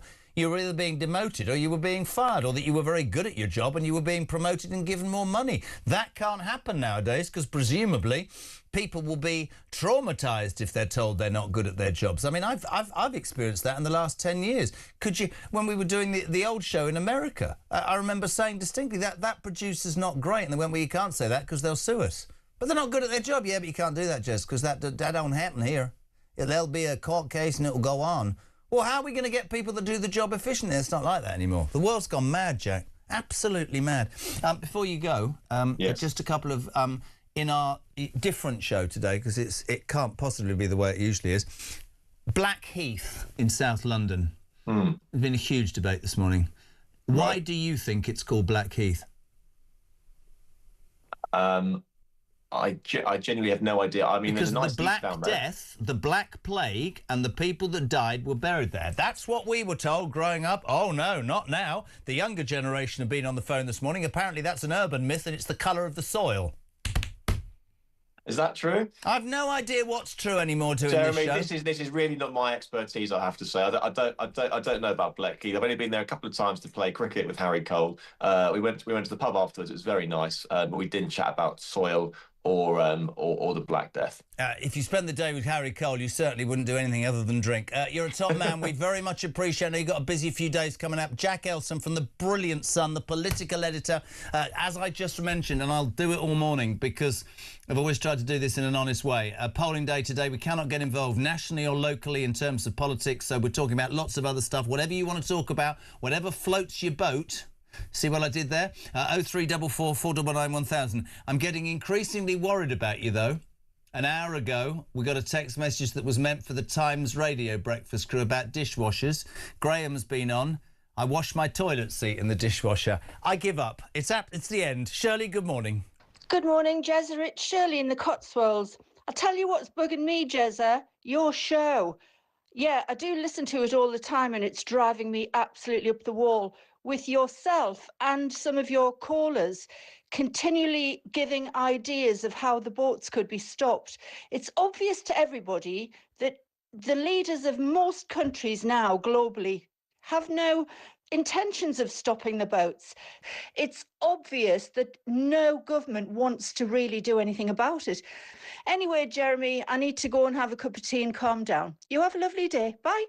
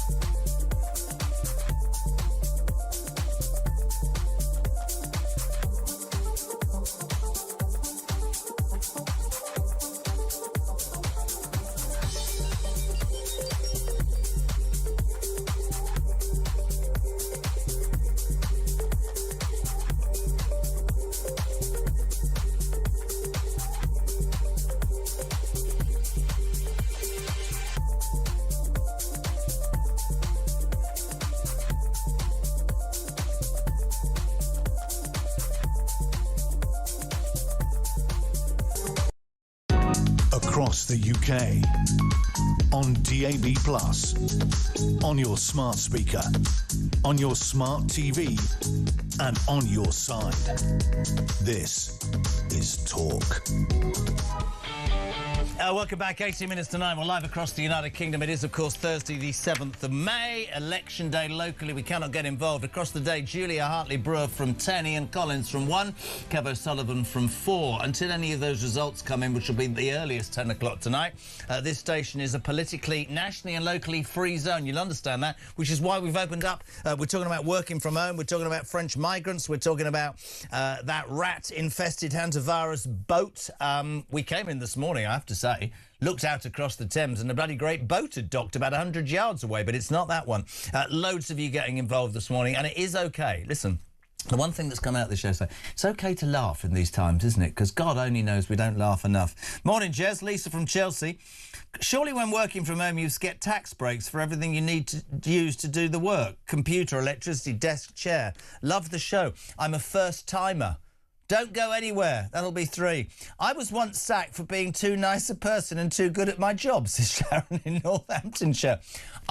Sharon in Northampton was once sacked for being too nice and good at her job. I can categorically say I've never been sacked for being too good at my job or too nice. There's a surprise. Listen to this. Morning, Jez. My topic for today. This is anonymous. My granddaughter, with 10 of her schoolmates, recently entered a national Shakespeare competition. On the day of the competition, whilst performing, they were advised they had no chance of winning because of the lack of diversity in their team. It's not their fault that nobody from a particular group or groups decided to sign up. To me, the UK has become an incredibly unfair place. That's interesting. Jez, says Steve Forrest. He might be in a forest. I've no idea the way this morning's going. How can people give up part of their home to work? Normally you work, finish work and go home and relax in your castle and forget about your work problems. Brilliant. Alison in Kent. Now, this could be construed in the wrong way. Apparently you can buy a mouse jiggler. Now, I don't know what... which makes it look like you're working. So what we're going to do after the next break is I'm going to put a mouse jiggler here and I'm just going to go to the hot tub. I know it's terrible. It's brilliant. Tony, good morning. I know a civil servant who's assigned to an office in Croydon. She actually works in Newton Abbot. She gets paid London waiting, pops out swimming or shopping during the day, makes sure she clicks on a laptop every so often to give the impression she's working while she's having a dip in the sea. But now she has a device which moves her mouse all the time, making it look like it's working. Plus, do you realise they also get a monthly gift vouchers from Amazon and such like? What's that for having the mouse tickler? It's not tickler, is it? What's it called? A mouse jiggler, not a tickler. She has a full-time job, works part-time at best, and we're bloody well paying for it. I honestly, what I love about this show is that I'm learning that you can... a mouse jiggler. Who knew? I remember my auntie who worked for the DWP planning when she would take her sick leave so she could get the days in before she went on holiday. Oh, God, I'm a civil servant, says Debbie. And trust me, you want to be grateful that these people are cheating the system because they are that crap at their jobs. Zoom HQ, sorry. Sue says, Zoom HQ recalled all their staff to the office last year because of the lack of productivity and a lack of innovation. Honestly, I've never seen a response like this. Maybe people are bored of politics. Martin from Bristol. Whether in office or at home, you still have requirements to meet, results to get, figures to achieve. Also, people have managers to satisfy, whether at home or not. It's not a free-for-all.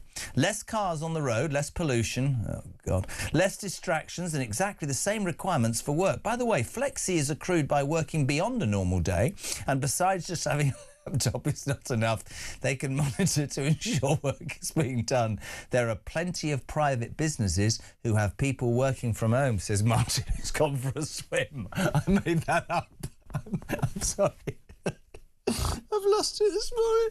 Literally crying. Listen, whether you believe you should work from home is great. Jez, I'll be honest, I don't agree.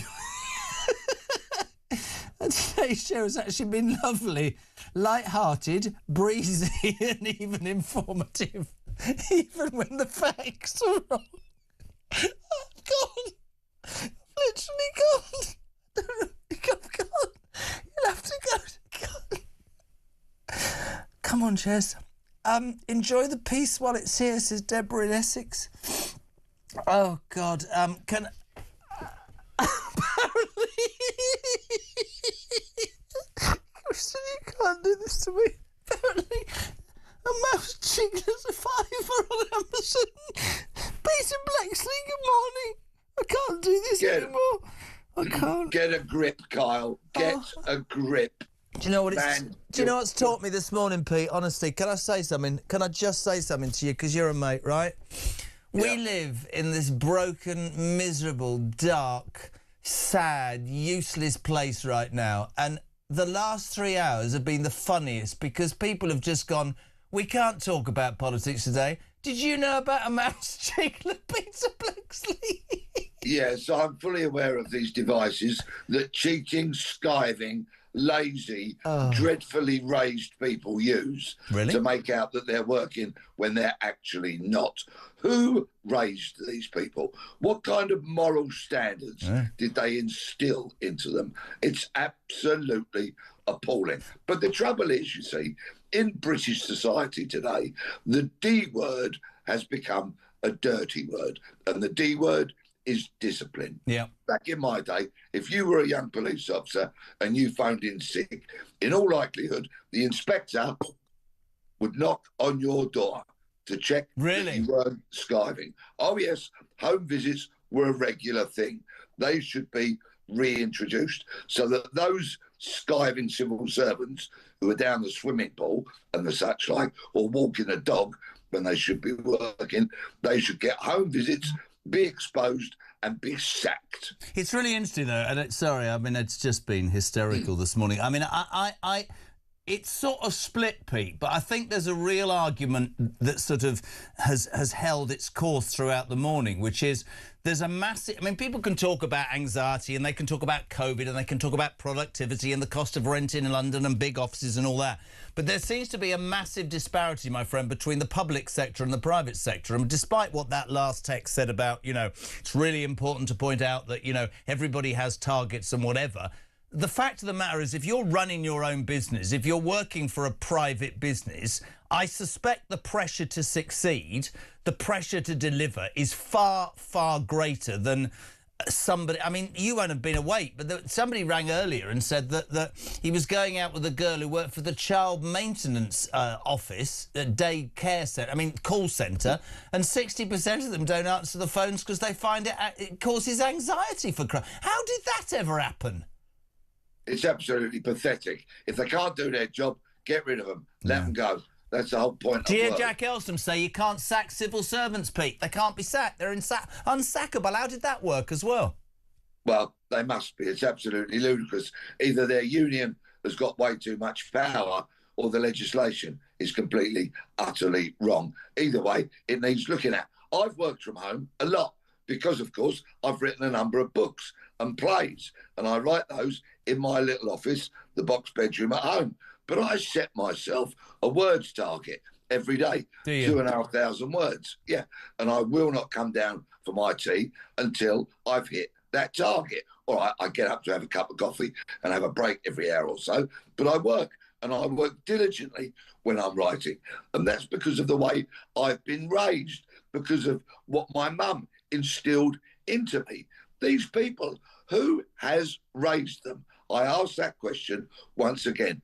It's utterly shameful that they have no moral fibre, no proper work ethic, and basically they're cheats, they're fraudsters. If you're getting paid and you're not working, you're a fraudster. There you go, you've got it. I just wanted to bring up something as well. You've talked about police and working from home. Have you seen that footage overnight? The French police finally came, and you look at his eyes have gone. French police finally last night slashed a migrant boat to stop about 30 people. You'll see the footage if you're watching right now on YouTube from heading to the UK. So about 5 officers with knives burst the boat, sort of 3 foot in water, and people had to run back to the shore. And that's the first time they seemingly have done that. Now, I'm quite cynical, Pete, because I'm sitting here thinking that's probably just a one-off for the television cameras. It's costing us 500 million quid a year. But perhaps the most shocking shocking part of this story is that overnight we've heard that the French Human Rights Council watchdog is going to investigate those officers for being so awful as to deny those illegal migrants their human rights right to go to England illegally, if that isn't too much of a mouthful.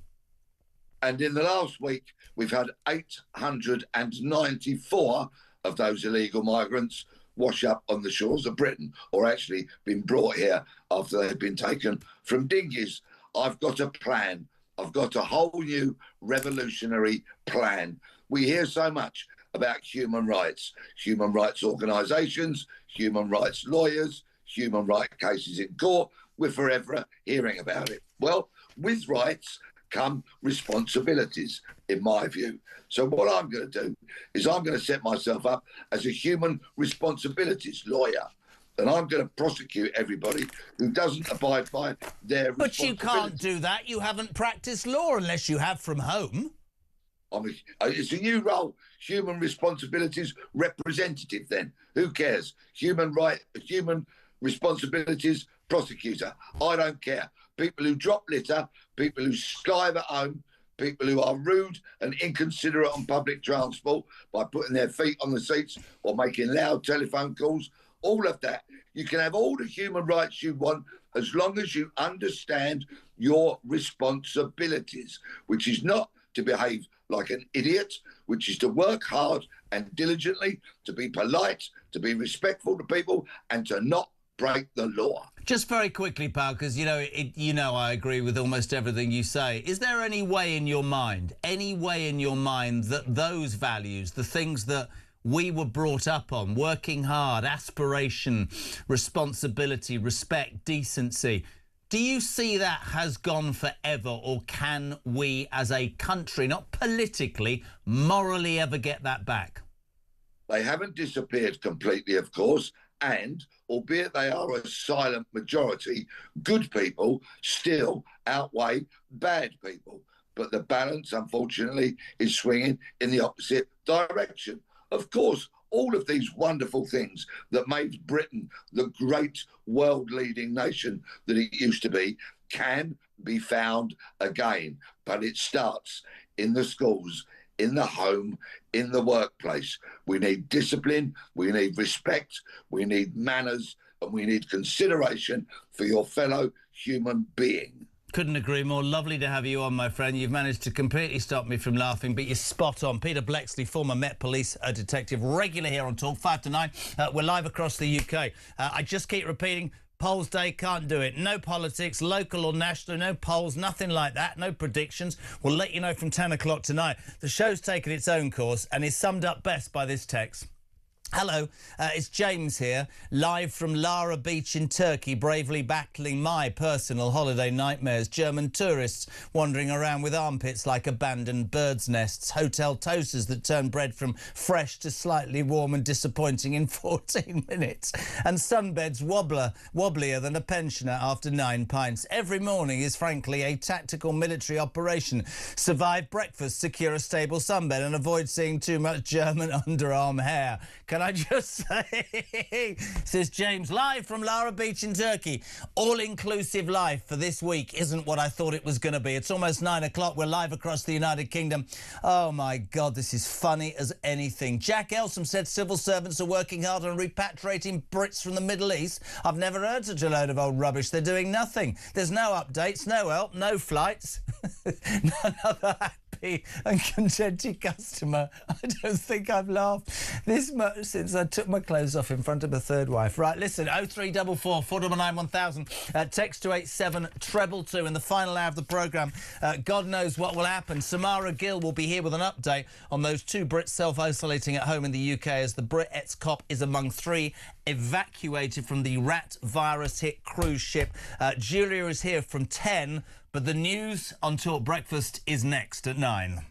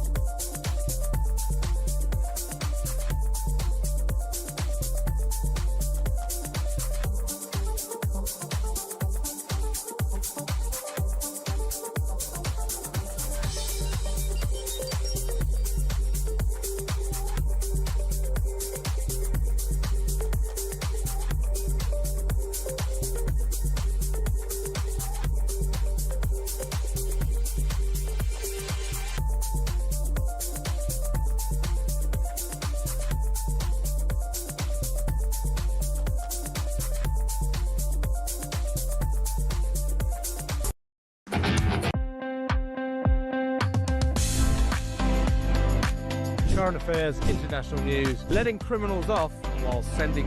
Oi! Oi! You shut up. I'm trying to record something. Stand by for 3 powerhouse hours of breaking news, challenging views. I don't give a flying damn about international law. I think people will viscerally reject this.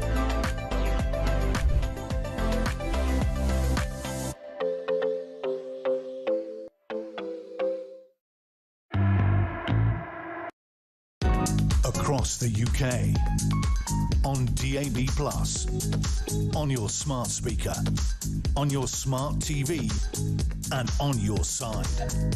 This is Talk.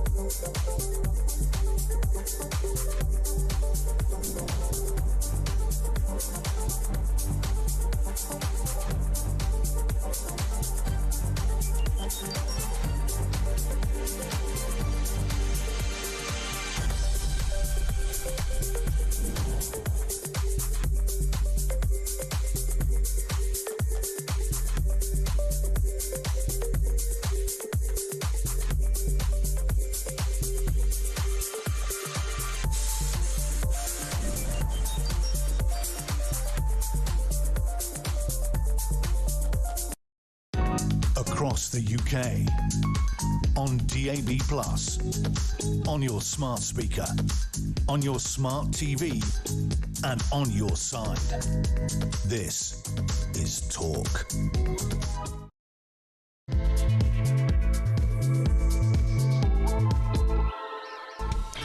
Welcome back, my friends. Welcome along. What an extraordinary show this morning. You'll have heard in the news, of course, it is Thursday the 7th of May. Local elections, which mean that politics is off the agenda. Nothing national, nothing local, no polls, no opinions until those polls close tonight at 10 o'clock and the results start to peter in. We'll do that throughout the next 24 hours on Talk. But it means that we've just opened up the phone lines and God alive, what a programme. We're talking about working from home. A report in the Telegraph today says that civil servants are abusing... I don't know, I'm laughing because it's hysterical. Did you know... I mean, I didn't know until 3 hours ago what a mouse jiggler was. A mouse jiggler, apparently, is by people who work from home who want to spend their time in the sea or in the hot tub. They just put it on the computer and it pretends they're in a meeting. Civil servants, the Met says, are abusing flexi time to claim up to 50 days holiday a year. Staff are able to clock up the extra leave, I'm laughing again, I can't help it, by declaring overtime through a system that allows public servants to choose their start and finish times. Start 11, finish 12. Staff are also said to be gaming the system by leaving their laptops open at the end of the day whilst working from home, as well as including their time for commuting. Some of the stories are unbelievable. 87222. Start your message with the word talk. Chris says, recently... You're going to put this out, aren't you, with me laughing? Today, my first day at work was as a new civvy in the emergency services department, working in the same department as my then dad. Well, he is still his dad. My boss took the day off. CBA, can't be, whatever. I wasn't given hardly any intuition, any examples, any work at all. All week, I just sat there. I told my mum about it, and she said, your dad doesn't do anything. Can't do this to me. Lisa's in Chelmsford. Your show makes my day. I know a young girl that hacked into the company's system and clocked in from home, so it looked like she was working. But can you imagine if we did that? Oh, God, they're all going to say to me, oh, you laughed a bit today. Yes, I bloody did. David, this is going to send me over the edge. I was a lorry driver. Christian, stop it. I was sacked just before Christmas one year for delivering too quickly. The contractor I work for said, you're doing it too quickly, which means you're costing me money. What I'm paying you, I'm going to lose money. He thanked me for doing a great job and gave me my P45.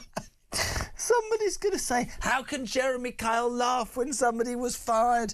Because it's funny. Perhaps the funniest thing of all this morning, not Blackheath or Bradwell, is that we've had texts all morning that have been meant for Times Radio, who are just gushing dishwashers. And she says, I have a tabletop dishwasher, nice and compact, but it does the job. I don't care about your dishwasher. Stig and Kate, oh my Lord, 9:05, we're live across the UK. You won't get this laugh in the... Oh, God, right. 0344 499 1000. Let's get serious before I get taken out of here in a white coat. Not that anybody will turn up on time because they're all on flexi hours. Let's say a very good morning to a serious lady. Yes. Samara Gill is Talk's breakfast presenter. She's going to give you an update now on the two Brits self-isolating at home after the rat-linked hantavirus and that ship. Good morning, Samara Gill. Good morning. And don't worry, I'm only here from home for this hit, and then I'm actually going to Barclays. Have you got... Sorry, I've had one of the... I don't think I've laughed this much since, honestly. Yeah, I'm worried about you, JK. Have you got a mouse jiggler? Define mouse jiggler, and maybe I could tell you the answer. Well, a mouse jiggler, I've learnt this morning, is that people who work from home and they put their mouse jiggler on and it says they're in a meeting and they're in the sea or the hot tub. God, well, if I didn't show up to work, I wouldn't have any content to put out, and they very quickly find out that I'm not working. Before you tell me about the rat-infested ship, as you haven't been here since 6, it's been a bizarre morning. Blackheath in South London. Why is it named Blackheath? Please, pray tell. Because we were brought up to be told that the Black Plague, which links into your story that caused so many people to die thousands of years ago, all the bodies were buried under. But the younger generation have told me this morning that's an urban myth. It's because the soil's dark. Interesting. Wow, gosh, what a boring world it is without politics. And no, it's not. It's actually really interesting. And do you have a dishwasher? Because I've been getting messages all morning that have been meant for Times Radio who have really, they've struck comedy gold. They're talking about dishwashers. Do you have a dishwasher? I do. I barely use it. Usually I just use one use. I don't do any wash. I don't think I've washed a dish in probably 5 years. She's that rich, ladies and gentlemen. She throws cutlery and plates away. That's the truth. Queen Samara throws away cutlery. Right, on a serious note, we had an extraordinary moment this morning when we came in, because when you come to Talk Towers today and you look out of the 17th floor, you'll see the Thames in all its glory. And this bloody great ship overnight has arrived and docked. And we were all going, oh, my God, it's the hantavirus ship. Tell us more about the latest, sweetheart. Well, yeah, no, I was thinking of actually doing my hit this morning from that ship, but I thought, gosh, it might rabble-rouse. People might get really stressed out. Look, I mean, the reason this story is cutting through is because it really taps into the post-COVID sort of fear that people haven't shaken off. This fear of a random outbreak somewhere far away. It can suddenly land on our doorstep overnight, and it kind of has, because you've got this luxury expedition cruise ship. It's called the HV Honduras.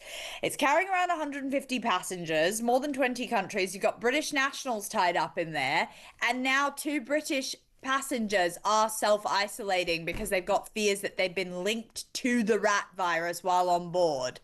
So as you mentioned earlier, you've got an ex-police officer. He's at the center of this. His name's Martin Anstey, and he's reportedly in stable condition after being airlifted to the Netherlands. His wife's condition, though, apparently has deteriorated before stabilizing again, which tells you why the authorities are taking this just so seriously. I do also just want to talk about what the rat virus actually is, because we keep throwing it around, and it's quite unsettling how quickly it spreads. So this isn't like catching a cold from someone coughing next to you or anything like that on the tube. This is linked to infected rodents, particularly rats or mice, and basically humans can catch it by inhaling microscopic particles from rodent urine, droppings, or saliva. So it's pretty rough, and these symptoms are really making doctors nervous. So if you've got fever, headache, fatigue, muscle pain, and nausea, which sounds like my usual condition on a Thursday morning, then you should actually go maybe to a doctor. If you I think the point is, and I think it's, you know, we've laughed all morning and been serious all morning, and that's what life is. It's light and shade. People have died. I absolutely get this. There seems to be some theory that this emanated from 2.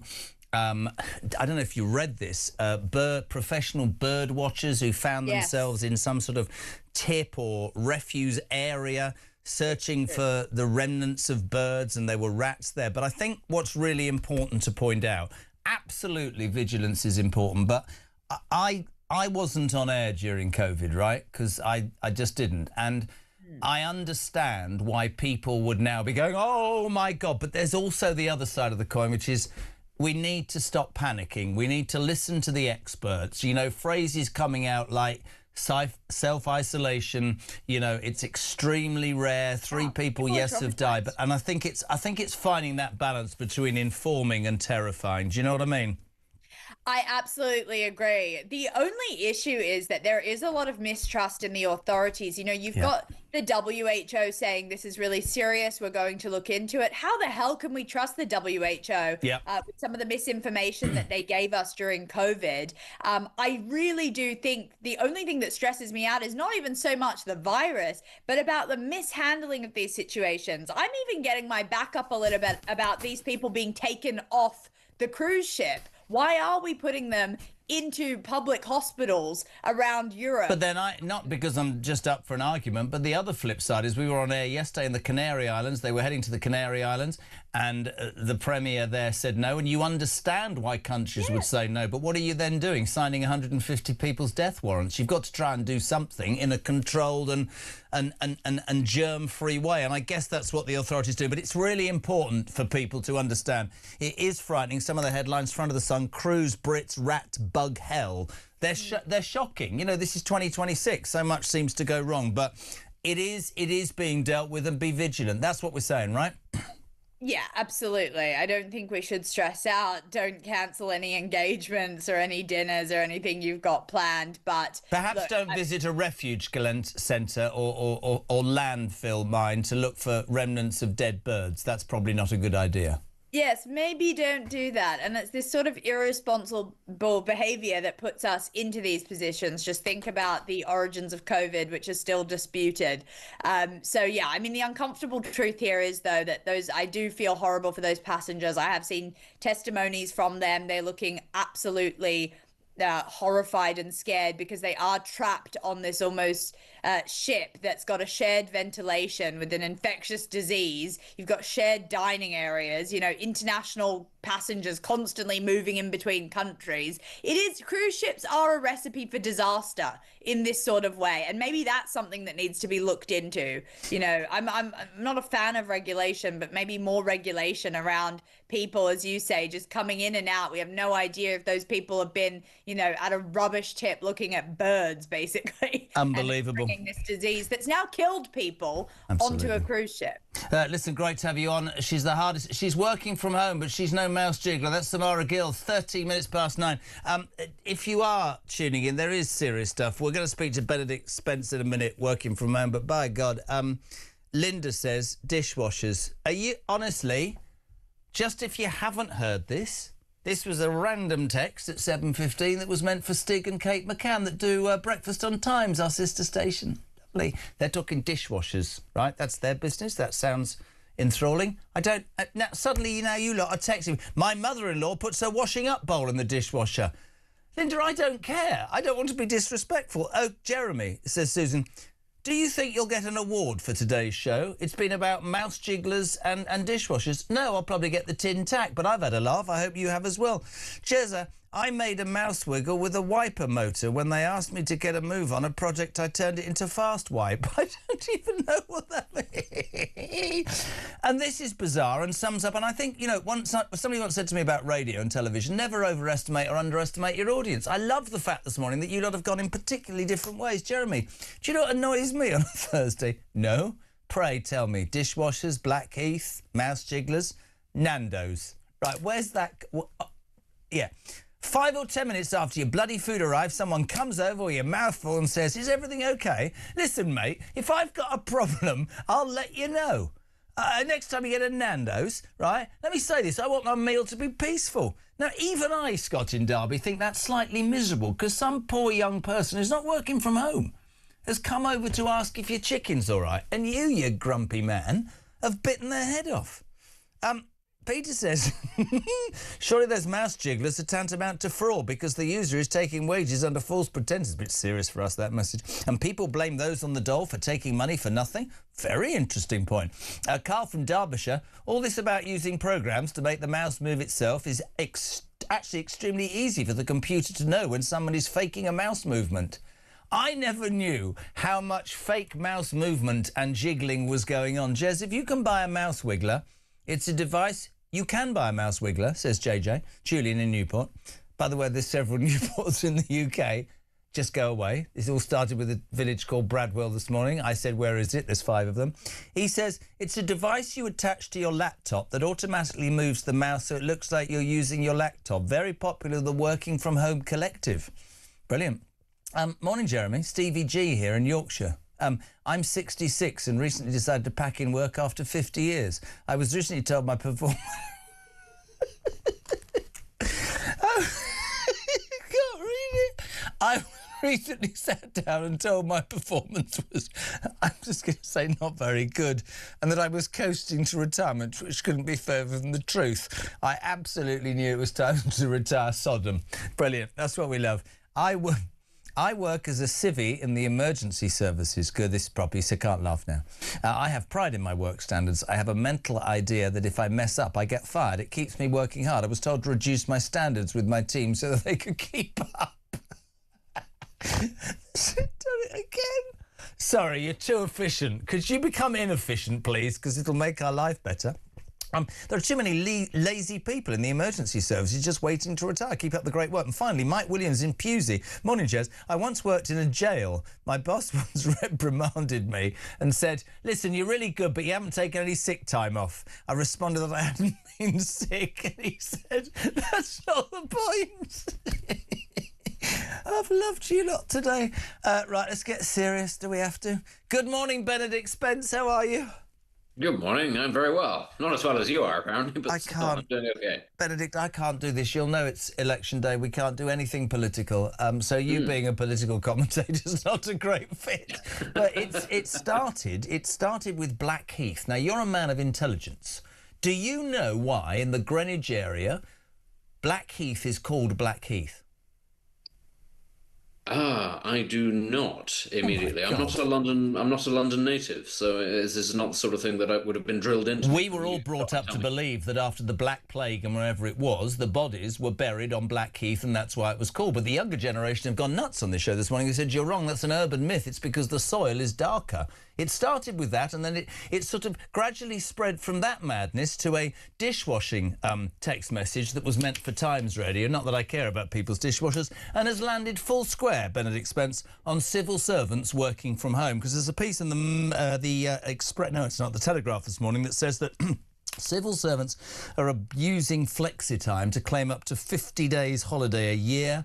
They're declaring, they're lying, they're working from home, they're counting their commuting time as work. And this has opened up a whole debate about working from... And I've been inundated by text messages from people saying, oh, I've been reprimanded and fired for being too efficient. Isn't that the plot? Isn't that literally the plot at Hot Fuzz, where the police officer gets sent to the Cotswolds or something because he's arrested too many criminals? Yeah. I think that's quite literally, once upon a time, was considered a farce, but now actually it does appear to be increasingly the case. I mean, what I would say is, obviously we can't sort of touch on different political parties or anything like that, but I do think it's a rather interesting reflection of the cultural direction of this country and also the material reality of this country. Increasingly, a job is not necessarily something you take pride in. Yeah. It is something that you clock into in order to sustain yourself. But on top of that, work, I think, just doesn't pay what it used to. So there's not the motivation to work particularly hard. I actually think, that there is a certain irony that we're talking about civil servants, the direct employees of the government, because, increasingly people talk about how the circumstances in this country mean that people simply are not motivated to work. And now here you have, if you like, proof. You've got sort of institutionalized people attempting to cut corners and not do the work. And I would suspect, if you were to ask them directly, it's because they'd say, well, what's the point? But to me, this is probably the most serious I've been all morning. That's absolutely what's wrong with this country. That is absolutely, aspiration, self-worth, self-pride in what you do, not just chasing a better pay deal or promotion, but that's my bag, that's what I do, and I'm going to do that to the best of my ability. And wherever that takes me, I can look myself in the mirror at the end of the day and say, I did right. All of that's gone because we're soft, because people get stuff for not doing... I mean, to read messages from people saying, Jez, honestly, I was reprimanded... If this doesn't make you laugh, Benedict, you need to go and see somebody. A man said, I've been going out with this woman last year. She works at the Child Maintenance Service Centre somewhere in the middle of England. And when she got there and had her training, 60% of them don't answer the phone because it gives them anxiety for crying. I mean, how the hell does that happen? That's ludicrous.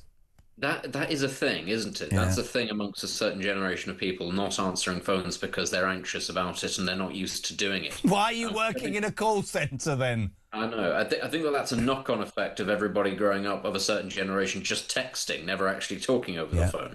But, it's a two-edged thing, I think, actually, because as you say, there are an awful lot of people in this country, far too many people in this country, who do no work and it pays to not do any work at all. But on the other hand, there's also an awful lot of people in this country who do work, who work very hard and receive almost no reward for it because actually the things you work towards are now out of your grasp. So take people of my generation or Samara's generation, I think you had her on earlier. We've got people now who are working incredibly hard. And what was it you used to work hard for? To buy a house, get on the property ladder, to be able to have nice things for yourself. Go on holiday once or twice a year, that sort of thing. Not a huge amount, but you want it to be aspirational. Maybe get a better car every couple of years. Do that now. You can't do it. And this is, again, the conversations that I have with the listeners of Talk quite often. Yes, you have young people who are feckless and doing no work, but you also have a lot of young people who work very hard and at the end of it have even less to show for it. I don't disagree with you, right? An aspiration will remain or disappear depending on what you are aspiring to. But that's why, without getting deep, and we can't, that's why the benefits problem in this country that successive governments haven't dealt with is such an issue, because it sends a message not only to those don't work, it also says to those that you've just highlighted, you and Samara, that, want to work hard, buy a house, have a better car. you're being screwed over, because we now live in a society where people get remunerated, for want of a better phrase, for not having that in them. But I mean, there's also a massive difference working from home. This has come out this morning, between the private sector and the public sector. And I don't care what anybody says. We had a man on this morning. He said, I've changed my name. He was from Cheddar. He said, I work from home and so does my wife. I work from home because I'm self-employed. I don't have a lunch hour. I start at 6 and finish at 10. She works for home for the civil service and has a 3-hour lunch break and is done by 4. He said, I'm not naming her because she'll divorce me. But I do think there's a difference between the public and the private sector. Massively, pal. Massively. Oh, absolutely. I mean, rules around what you can and can't get away with and what's expected do differ massively depending on what sector it is you work in. And again, I think that that's a perfect encapsulation in many ways of the direction that the country's going. On the one hand, you've got a great swathe of the population going, well, work is frankly for suckers, and why on earth would you do it? And the other half going, it's in me to want to work, to want to do better. But partly as a result of the people who don't want to do any work, whatever work I do will be capped quite hard, and it can only get me to a certain point. I mean, we've also got to bear in mind, of course, the tax levels in this country are colossal for a huge number of people. Why are they colossal? Well, in part because they're going towards paying for the people who don't want to work in the first place. So it's a vicious circle. You've got two people effectively trapped. One, because they've never been told, actually, no, life is a bit tough and you have to work. And the other, because they're finding that life is a lot tougher than they were told it was going to be. I couldn't agree anymore. And there's so much in that working from home thing. They tell me, it was COVID and it's full of anxiety and I told the story about my brother-in-law. He works for a high-profile accountants. They worked out in terms of productivity and cost that it made no sense, actually, in their business to have an office in London anymore, and actually they did as much from home. But I've always thought, mate, as I've said all morning, that the interaction with other people, getting up, getting out, moving forward. Maybe the answer is it takes a special person from work from home. I mean, you heard Peter Blexley there say, when he's writing, as he does, he goes to his room and he sets himself a target in his office, 2,500 words a day, and won't leave until that. I don't know, mate. Maybe it's just... But to me, I can't see how... I would imagine most people who work from home, this might be contentious, aren't thinking I'm going to be more productive. They might be thinking, I don't have to travel, I can have a longer lunch break and I'll do it without somebody standing over me. That would concern me. That's all I'm saying. I think that working from home really does suit some people, because there are some people who will say, I will be more productive. Peter Blexley is a very good example of that. That's a man who just doesn't stop working. There are other people who perhaps have other commitments as well, say children. So they might be thinking to themselves, you were talking earlier about people who've got a certain amount of work that they have to do, and they're told, well, don't do any more because you'll make us all look bad. And there will be some people thinking, well, if I can get it all done in a shorter time frame, I'm not having to commute or sit at a desk, I can do that, and then I can do the ironing, and then I can do the dishes. But there are also a lot of people who would just be sat there thinking, I am going to get value out of my Netflix subscription by working at home. So, it's a difficult one to approach, because there are clearly some people whose productivity is improved by this. But is that the majority? Where are those people? What sectors are they working in? It's a strangely personalised thing now, the workplace. And I think that it's beholden, actually, sometimes on employers to be able to work out where a person is better suited. I agree with that. With a team, or can they do it remotely? Couldn't agree anymore. Thank you so much indeed. From home, Benedict Spence, political commentator on the day that we didn't do any politics, which has led Lisa from Chelmsford to send me this message, which, Christian, I think you need to listen to. Please, please, please, can we have a regular non-politics show once a month? I've been getting ready for work. It's taking me much longer than usual because I've been howling. How refreshing in a very sad world. I couldn't agree more. To sum up this morning... My wife, says Pete, just asked if she can buy a mouse wiggler, and needless to say, I'm feeling quite insulted. Thank you, Jezza.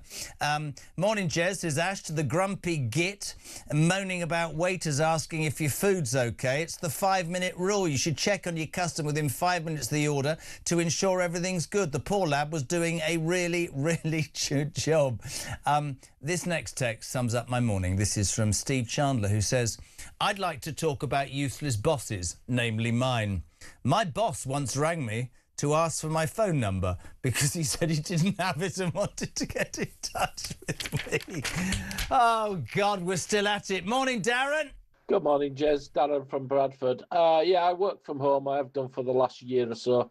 As far as productivity, because every click of my mouse is monitored, I make sure I do more work than the people inside the office, and that way they can't force me to go back in. And have a good day, mate. Every click of my mouse is monitored. That sounds quite worrying. I know I keep repeating this, but it's very important because what happens with breakfast radio, people tune in. Well, in this case, they then tune out. But people all the time. 2 hours ago, I read out a text that was mentioned. It was for Stig and Kate McCann, who do Talk Times breakfast over. I don't know why I'm pointing. It's somewhere over there, Tenerife that way. And they're talking about dishwashers. I mean, if that's what you bag, get there. I'm now getting text messages about dishwashers. I don't care. I've had people say they put their toilet seat and their trainers in the dishwasher. Morning, Dave. Morning, Jazzy. This is Dave in Stoke-on-Trent, about 3 miles from Bradwell. I'd just like to say, if you buy a side of salmon from the supermarket, it comes in a sealed plastic bag. Put that in your dishwasher, cooks it to perfection. Bye.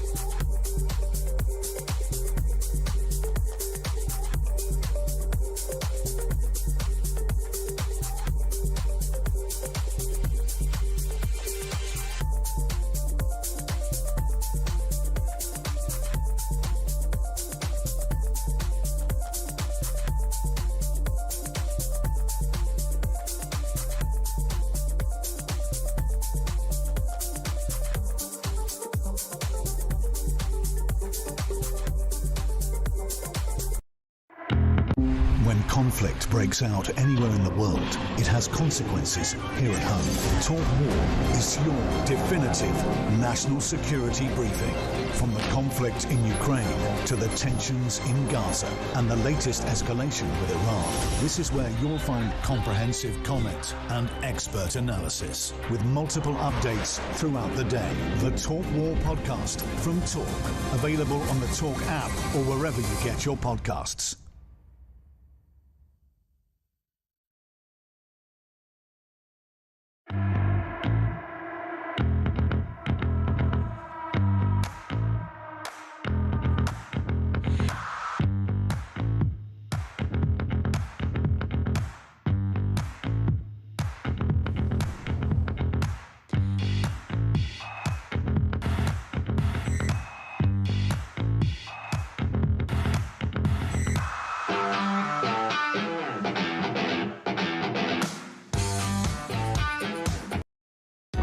Across the UK, on DAB+, on your smart speaker, on your smart TV, and on your side. This is Talk. Welcome back. Thank you so much indeed for tuning in. Julia Hartley-Brewer is here from 10 o'clock. Ian Collins from 1. Kevin O'Sullivan with Drive. That's how you talk line up today. Don't forget those local elections are on, which means national and local politics, polls, opinions, whatever. Not possible. Those are the rules, which is why we've done it to the point where people now want this show once a month because they've enjoyed the fact that we, in a dark and miserable time, we've managed to laugh. Morning, Wayne. Good morning, Jezza. So I know someone that works on the London Underground as a tube driver. Now, if he has a 7, 8 or 9 hour shift, it starts from the moment he leaves his house. He has an hour and a half commute every day to the depot. So he's getting paid 3 hours just to drive to work. Now, this is where it gets more interesting. Let's say, for example, at the end of his shift, they say, can you do an hour's extra overtime? He loves it because he gets an hour extra overtime plus his hour and a half to drive home. Mental. Jezza, also, can we have an election at least once a week? Not because I want to go and vote and exercise my right, but I'm really enjoying the complete madness, randomness and off-script show that we've got going on today. It's making me chuckle. I'm not sure chuckling's allowed, but if it's anything to do with me, we're going to do one of these a month on the last day of the month, just because, my God, how miserable is it in the United Kingdom. If you were tuning in earlier, which you probably weren't, because if you're working from home, you've only just got up, some bloke sent me a message going, I'm in Bradwell, and I just happened to say, where's Bradwell? It turns out, ladies and gentlemen, there's 5 in the United Kingdom, which is even... But Lynn's just said, just to confuse you even more, Jez, in Milton Keynes, we have a Bradwell, a new Bradwell, an old Bradwell. So there's 9 Bradvilles in... Honest to God, man. Jezza, those working from home or in a cafe may have private... This is very serious. May have private details there for anyone to see on their laptops. How secure is their Wi-Fi system? Terry, you need to just relax a bit more. This is supposed to be a laugh. But there we go. I can't stand everybody knocking women at people who work from home. This is good. This is good. This is good. Who is it? Mariella. Thank you. I'm a single mum, and it suits me to work from home in case of emergencies for my children. I work very hard. I have to record my time each day. I have a target to meet. I must also answer my phone within 2 rings. Otherwise, I'm called into account by my supervisor. Employers are not stupid. It's the lazy civil servants who take the mick. Mariella, good point. Who's this from? Oh, no. Please, Jez. An old friend... now passed away. That's not funny. Ex-RAF, ex-Met Police, very top man, ended up as the head of security for a local business. He was doing a very fine job when he was called in by the CEO after a few months and said, "Oi, you, why don't you take those sick days off, 10 of them, as everybody else done? To be honest, the fact you haven't sort of showed up the whole system as wrong. Take the sick days." What? Is that genuinely true? Hello to Carol in Clacton.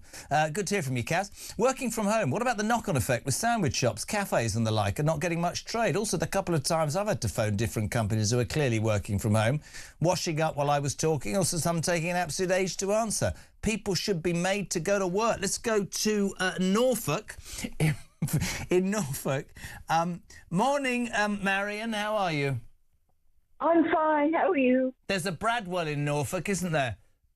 I had no idea. Ah, that's where you're wrong. Geography tells me there is. Anyway, why are you ringing me? What do you want? Well, first of all, I want to thank you for the best laugh I've had in, 5 years. You are so funny. And I don't think I could make you any funnier, but I've got a couple of things I wanted to talk about. You said we could talk about anything. You can talk about anything today. If I'm going to get the tin tack at 10 o'clock, it's been the finest show I've ever done, and I've had an absolute laugh. Yes, you have, and you made me run to the bathroom, I'll tell you that. Anyway. What did you say? What did you say? What? You know what I did. I didn't. You had me laughing. I've made you run to the bathroom? Yes, because when you lost it on some of the things you were reading, I lost it as well. You were so funny. So basically, you've got incontinence, is what we're talking. No. All right. Well, let's skip that. Move on a bit. All right then. Okay. You keep showing photos of the empty green seats in the House of Commons. Yes. And I thought, oh, look at all those empty seats. I said, still nothing going on here. And I'm thinking, apparently those have to be frequently replaced. Are you on a speakerphone? I've got my earbuds on. Can you hear me? Hello? Use the handset, love. Jeremy calling Norfolk. Use the handset. Coming through. Are you there? Yes, I am. I'm so sorry. Right. Why are you ringing? Because what do you want to say, woman? Originally, it was a dishwasher. Oh, God. Yes, please. Well, tell me about the dishwasher. Stop showing seats of the Commons on a non-political day. Whoever's picked that. Dishwashers, go. Go. My husband, we had a dishwasher, right, and it broke. So my husband said, well, we'll have to wash up by hand. I said, fair enough, we're all working. We'll take it in turns. Just to tell you, I had a brand new dishwasher before the end of the week. Brilliant. Well done. Good. I hope... It's bizarre. Lovely. Let's go to Birmingham, mate. Adam, you're on Talk Breakfast. Good morning. Good morning, mate. How are you? I don't know anymore. I think I've had a laugh because I was so depressed with what's going on in the world. How are you, Adam? Whereabouts in Birmingham? Well, we're not in Birmingham. We're in Cannock, Norton Keynes in Cannock. Do you know what Cannock was for? I'm not going there. I'll get sacked. Crack on. What do you want to say? Yeah, what it was, I work in pest control, mate. And, yeah. Do you work from home? Do you work from home? No way, mate. I'm out at 2 o'clock every day, and I don't get back till 2 o'clock in the afternoon. All right. Right, but rats and hantavirus. Yes. It's basically in the droppings of the urine, and when they become airborne. So if you're ever cleaning them, wear a mask and a pair of gloves. Brilliant. And Brilliant. Just be aware. Yeah. Just be aware that you're never more than 3 foot away from a rat, mouse, or a Man United fan. Try working in show business. He's a lot closer than 3 minutes or 3 feet away from a rat. Can I ask you a question? It's brilliant, this. I love these people. Yeah, go on then. When you were growing up in Cannock... I didn't grow up in Cannock, mate. Where did you grow up? Liverpool. Liverpool? All right. Liverpool to Birmingham? I can't have it. Listen to me. I'm married to Brummie. when you were growing up, mate, and this is genuinely true, fair play to you, how on earth does that moment happen when you go, do you know what I'd like to do? I'd like to be a pest control expert. I fancy walking around in gloves dealing with rat droppings. At what point did that become a fixation? Army, and then couldn't take any rubbish off people who didn't know what they were talking about. Pest control is a solitary kind of profession, so you tend to make your own decisions, and you don't have to answer to anybody. You know me from years, right? What you said in that sentence, and I will take anybody on. Anybody good enough to put a uniform on for this country, for the Queen and now the King. Total salute to you. So if I get if I've got a problem with things running around my feet, I call Adam in Birmingham. He'd be like the pest control Ghostbusters, yeah?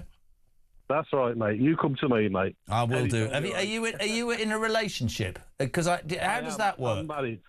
What? I'm married. Well, she's got a good job. And we both get well paid, but we work bloody hard. Well, we work hard for it, sorry. She's not in pest control, is she? No, she's not, no. She's in sales. Oh, lovely. Works from home. Lazy. I'm joking. Thank you, Adam, the pest controller from Birmingham. Let's go to Colchester. No, it's not Colchester, you idiot. Chichester in West Sussex. Quite posh there. Philip, good morning. You're on Talk Breakfast. Hello, how are you doing? Sorry? How are you doing? All right, you don't have to shout. I'm fine. How's your day going? Well, the only reason I decided to phone is because obviously more people nowadays work from home than ever before.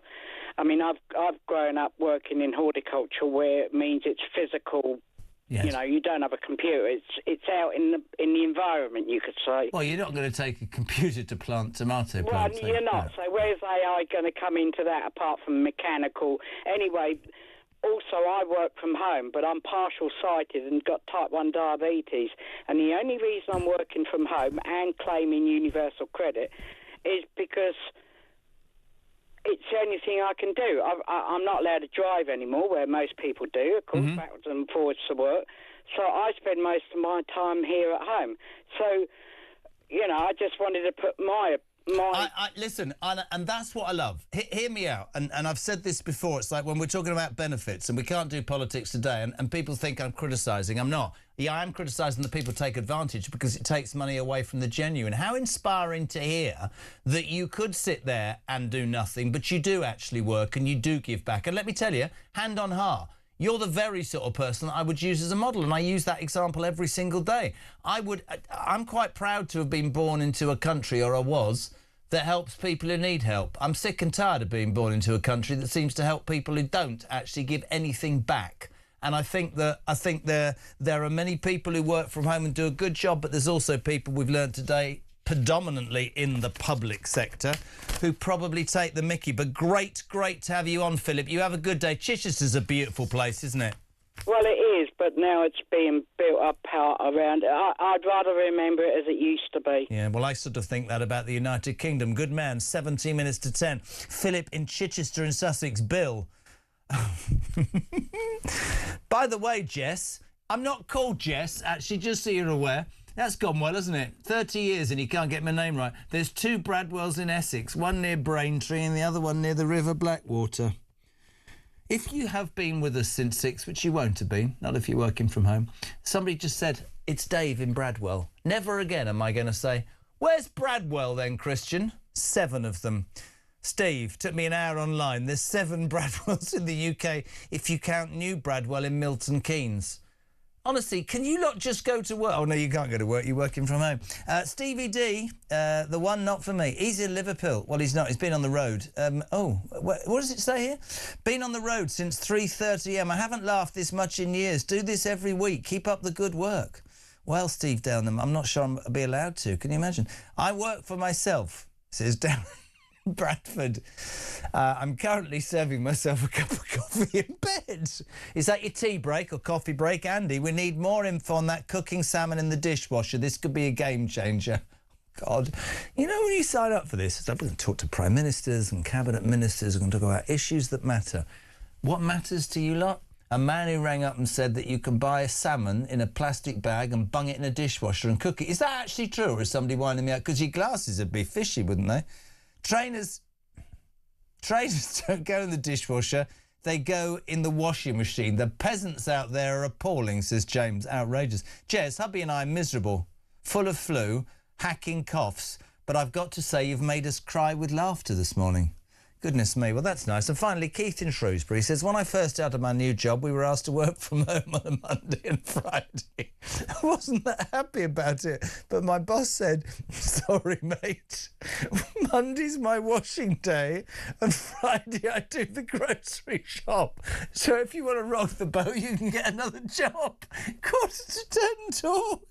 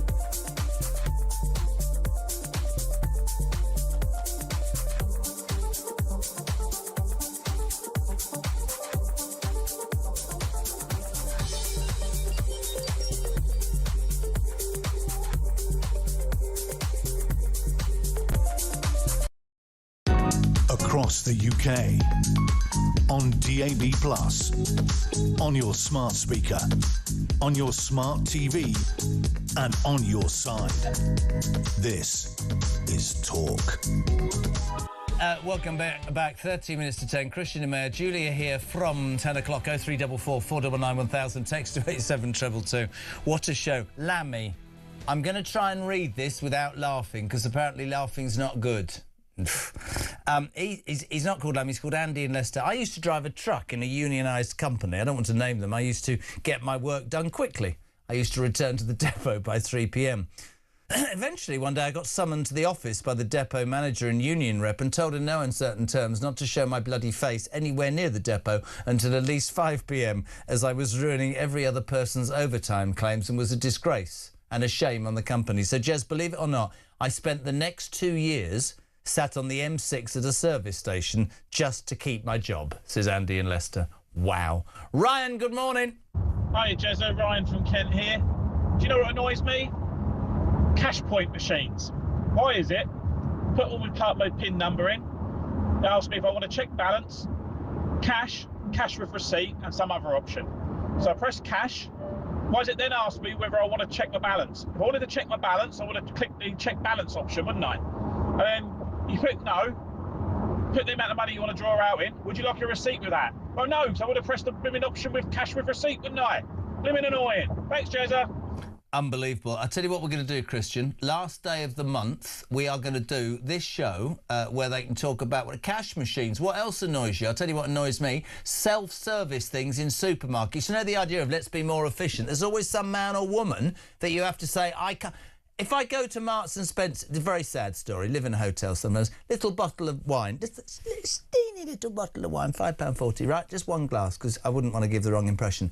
I'm 60 and a woman has to come over and verify my age and push the thing. What's that all about? Beep, beep, beep. That's not good, is it? Cash machines, all sorts of stuff. Blackheath, oh, God. Mandy, thank you. She's in Norfolk, which is near Bradwell. She says, Blackheath is located 6 miles southeast of London, is a historic common known as a major assembly point for medieval rebellions. Turn into a history lesson. Its name, derived from the dark soil rather than the plague, has been a site for royal receptions. That'd be a fun place, wouldn't it? Well, have your wedding reception on Blackheath. That'd be fun. There's a few dead bodies underneath and the soil's really dark, but it'll be fun. Highwayman. I'd quite like to have been a dandy highwayman. And sport, including being the home of one of the world's oldest rugby clubs. That's absolutely true. Anyway, that's Mandy in Norfolk.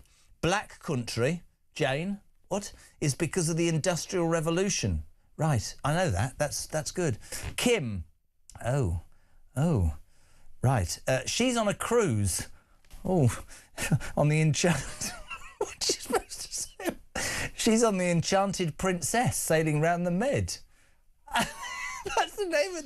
Is that the name of the boat or somebody you know quite well? I'm on the Enchanted Princess sailing around the Med. Lovely. I worked, she said, for a short time in the civil service, and because I was so efficient at my job, my line manager would not sign off my probation. One wonders if she's actually on the Enchanted Princess. And at home somewhere in England, her mouse wriggler is saying that she's on a Zoom call. And by the time she comes back from the Mediterranean on her cruise... they will have discovered that she hasn't been at work for a week. It is extraordinary. You lot are extraordinary today. Please don't say my name. OK. I thought the thing... Oh, no, I'm not doing that. Oh, God. I'm on your side, Jez. I was raised to think Blackheath was named after those who died from the Black Plague who were buried there. Great show as always, says Leslie. John in Cavero says this show has been a debacle. And frankly... Your lack of intelligence over Blackheath is about as bad as you yesterday saying that Cavaro's in Spain, you idiot. It's in the Algarve. Morning, JK. Could Poppy please stay all morning? This is most brilliant. I've laughed not so much since I'm not repeating that. Stop sending me messages I can't repeat. There's a Bradwell in Derbyshire.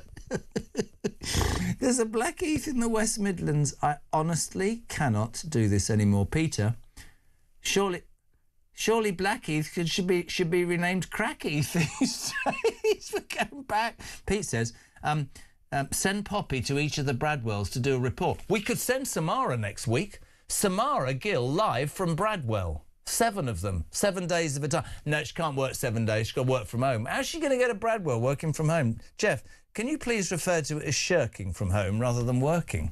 Well, the thing is, Jeff, a lot of people have come on and said that actually they work... oi, Jeremy, being paid for doing now, are you? Says Steve. Sorry, what do you mean doing now? I've been sweating. This studio, by the way, is like a Turkish bath. Even Julia's come in and said it. We've got a problem with the air conditioning. It's currently at about 96 degrees. I've lost 3 stone since we started at 6. I'm on your side, JK, says Leslie. Yes, thank you so much. I'm not doing that. Jezza, can you please we've done that. Jeremy, you are wrong in almost everything you say. Blackheath is known for the soil, not the Black Death. Brilliant. Oh, my God, this is brilliant. Morning, Jez. Steve from Hastings here. All I must take issue with you regarding working from home. My company is based in Nottinghamshire, and I live in East Sussex. Doesn't go there very much. I'm out of the door over here. At 6 a.m. most mornings and on the road to who knows where in the south of the country, I do my surveys, drive back home and then produce the report and schedules of work. If I had to go to the office every day, I would have a 4.5-hour drive to get there. This week I'm in Guernsey assessing insurance claims. There are some of us that can work remotely and be productive. If I don't get my work done within 48 hours of a survey, questions will be asked. By the way, it's my 67th birthday. He says, my company is based. I thought it was his. No, listen, Stevie, you're right. And there has to be balance in any argument. This started with a newspaper article in the Telegraph today that civil servants specifically are abusing flexi time to claim up to 50 days holiday a year. What's really interesting is this, right? What's come out is, with all the jokes, is that it seems that there is a massive, massive difference between public and private sector. And you know, you cannot in any way disrespect, and I wouldn't, the people who work from home, the salesmen and women, that woman who was a single mum so that she's around for a daughter. She said, I have targets. I have to meet those targets if I don't answer my phone. But there is undoubtedly, I suspect, certainly within some public service workers' domains where people... I mean, we've heard about mouse wigglers. I mean, who knew about mouse wigglers before the show today? Did anybody through the glass know about a mouse wiggler? Has anybody known that You're nodding, Mark. How do you know about it? He says... Oh, we've got a voice now. What? Oh, Angela, good morning. Good morning, Jezzo. Brilliant show. Now, regarding this salmon, I've cooked a salmon in dishwasher. Half a salmon, 20 minutes. Whole salmon, 40 minutes, but wrap it in foil and a few herbs. And it doesn't smell in the dishwasher because it's all wrapped up. It's absolutely brilliant. Brilliant way. And what a fabulous show. Much prefer it to politics. You've been hilarious. Bye. Sorry. So you get a salmon, you put herbs on it, or rather Vic does, and you wrap it in foil and you put it in a plastic bag and you put it in your dishwasher. What is the point of having an oven? Frankly, what's the point of this breakfast show where since 7:20 all you've done is respond to a text that was meant to be for Stig and Kate McCann, who do breakfast on Times Radio? It's led me to believe that there's no point in me. I'm going to continue in future working from home. Bye-bye.